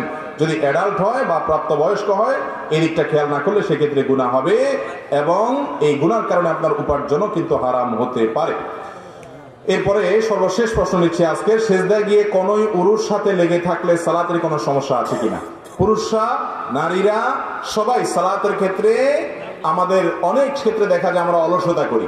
বিশেষ করে পুরুষদের মধ্যে এই রোগটা অনেক বেশি দেখা যায়, মহিলাদের মধ্যেও আছে, যে অলসতা করে। রুকুর ক্ষেত্রে আমরা ভালো করে ঝুঁকি না, সেজদার ক্ষেত্রে ভালো করে সেজদা দেই না, দাঁড়ানোর ক্ষেত্রে ভালো করে দাঁড়াই না। এই কাজগুলো গুনাহের কথা। আমরা যদি সেজদা গিয়ে এই যে উরুর সাথে আমাদের রান লেগে যায় অথবা মাটির সাথে রেখে দেয়, অলসতা পরে, সেজদা তো হয়তো আদায় হয়ে যাবে, গুনাহ হবে না, এই নামাজ হয়ে যাবে, কিন্তু এর কারণে নামাজের অঙ্গহানি হবে, নামাজের মর্যাদা নষ্ট হবে এবং গুনাহ হবে। অতএব এইভাবে অলসতা পরে নামাজ পড়া জায়েজ নাই। আল্লাহ তাআলা আমাদের সবাইকে যা জানলাম, শুনলাম, বুঝলাম সেগুলো অনুযায়ী আমল করার তৌফিক দান করুন।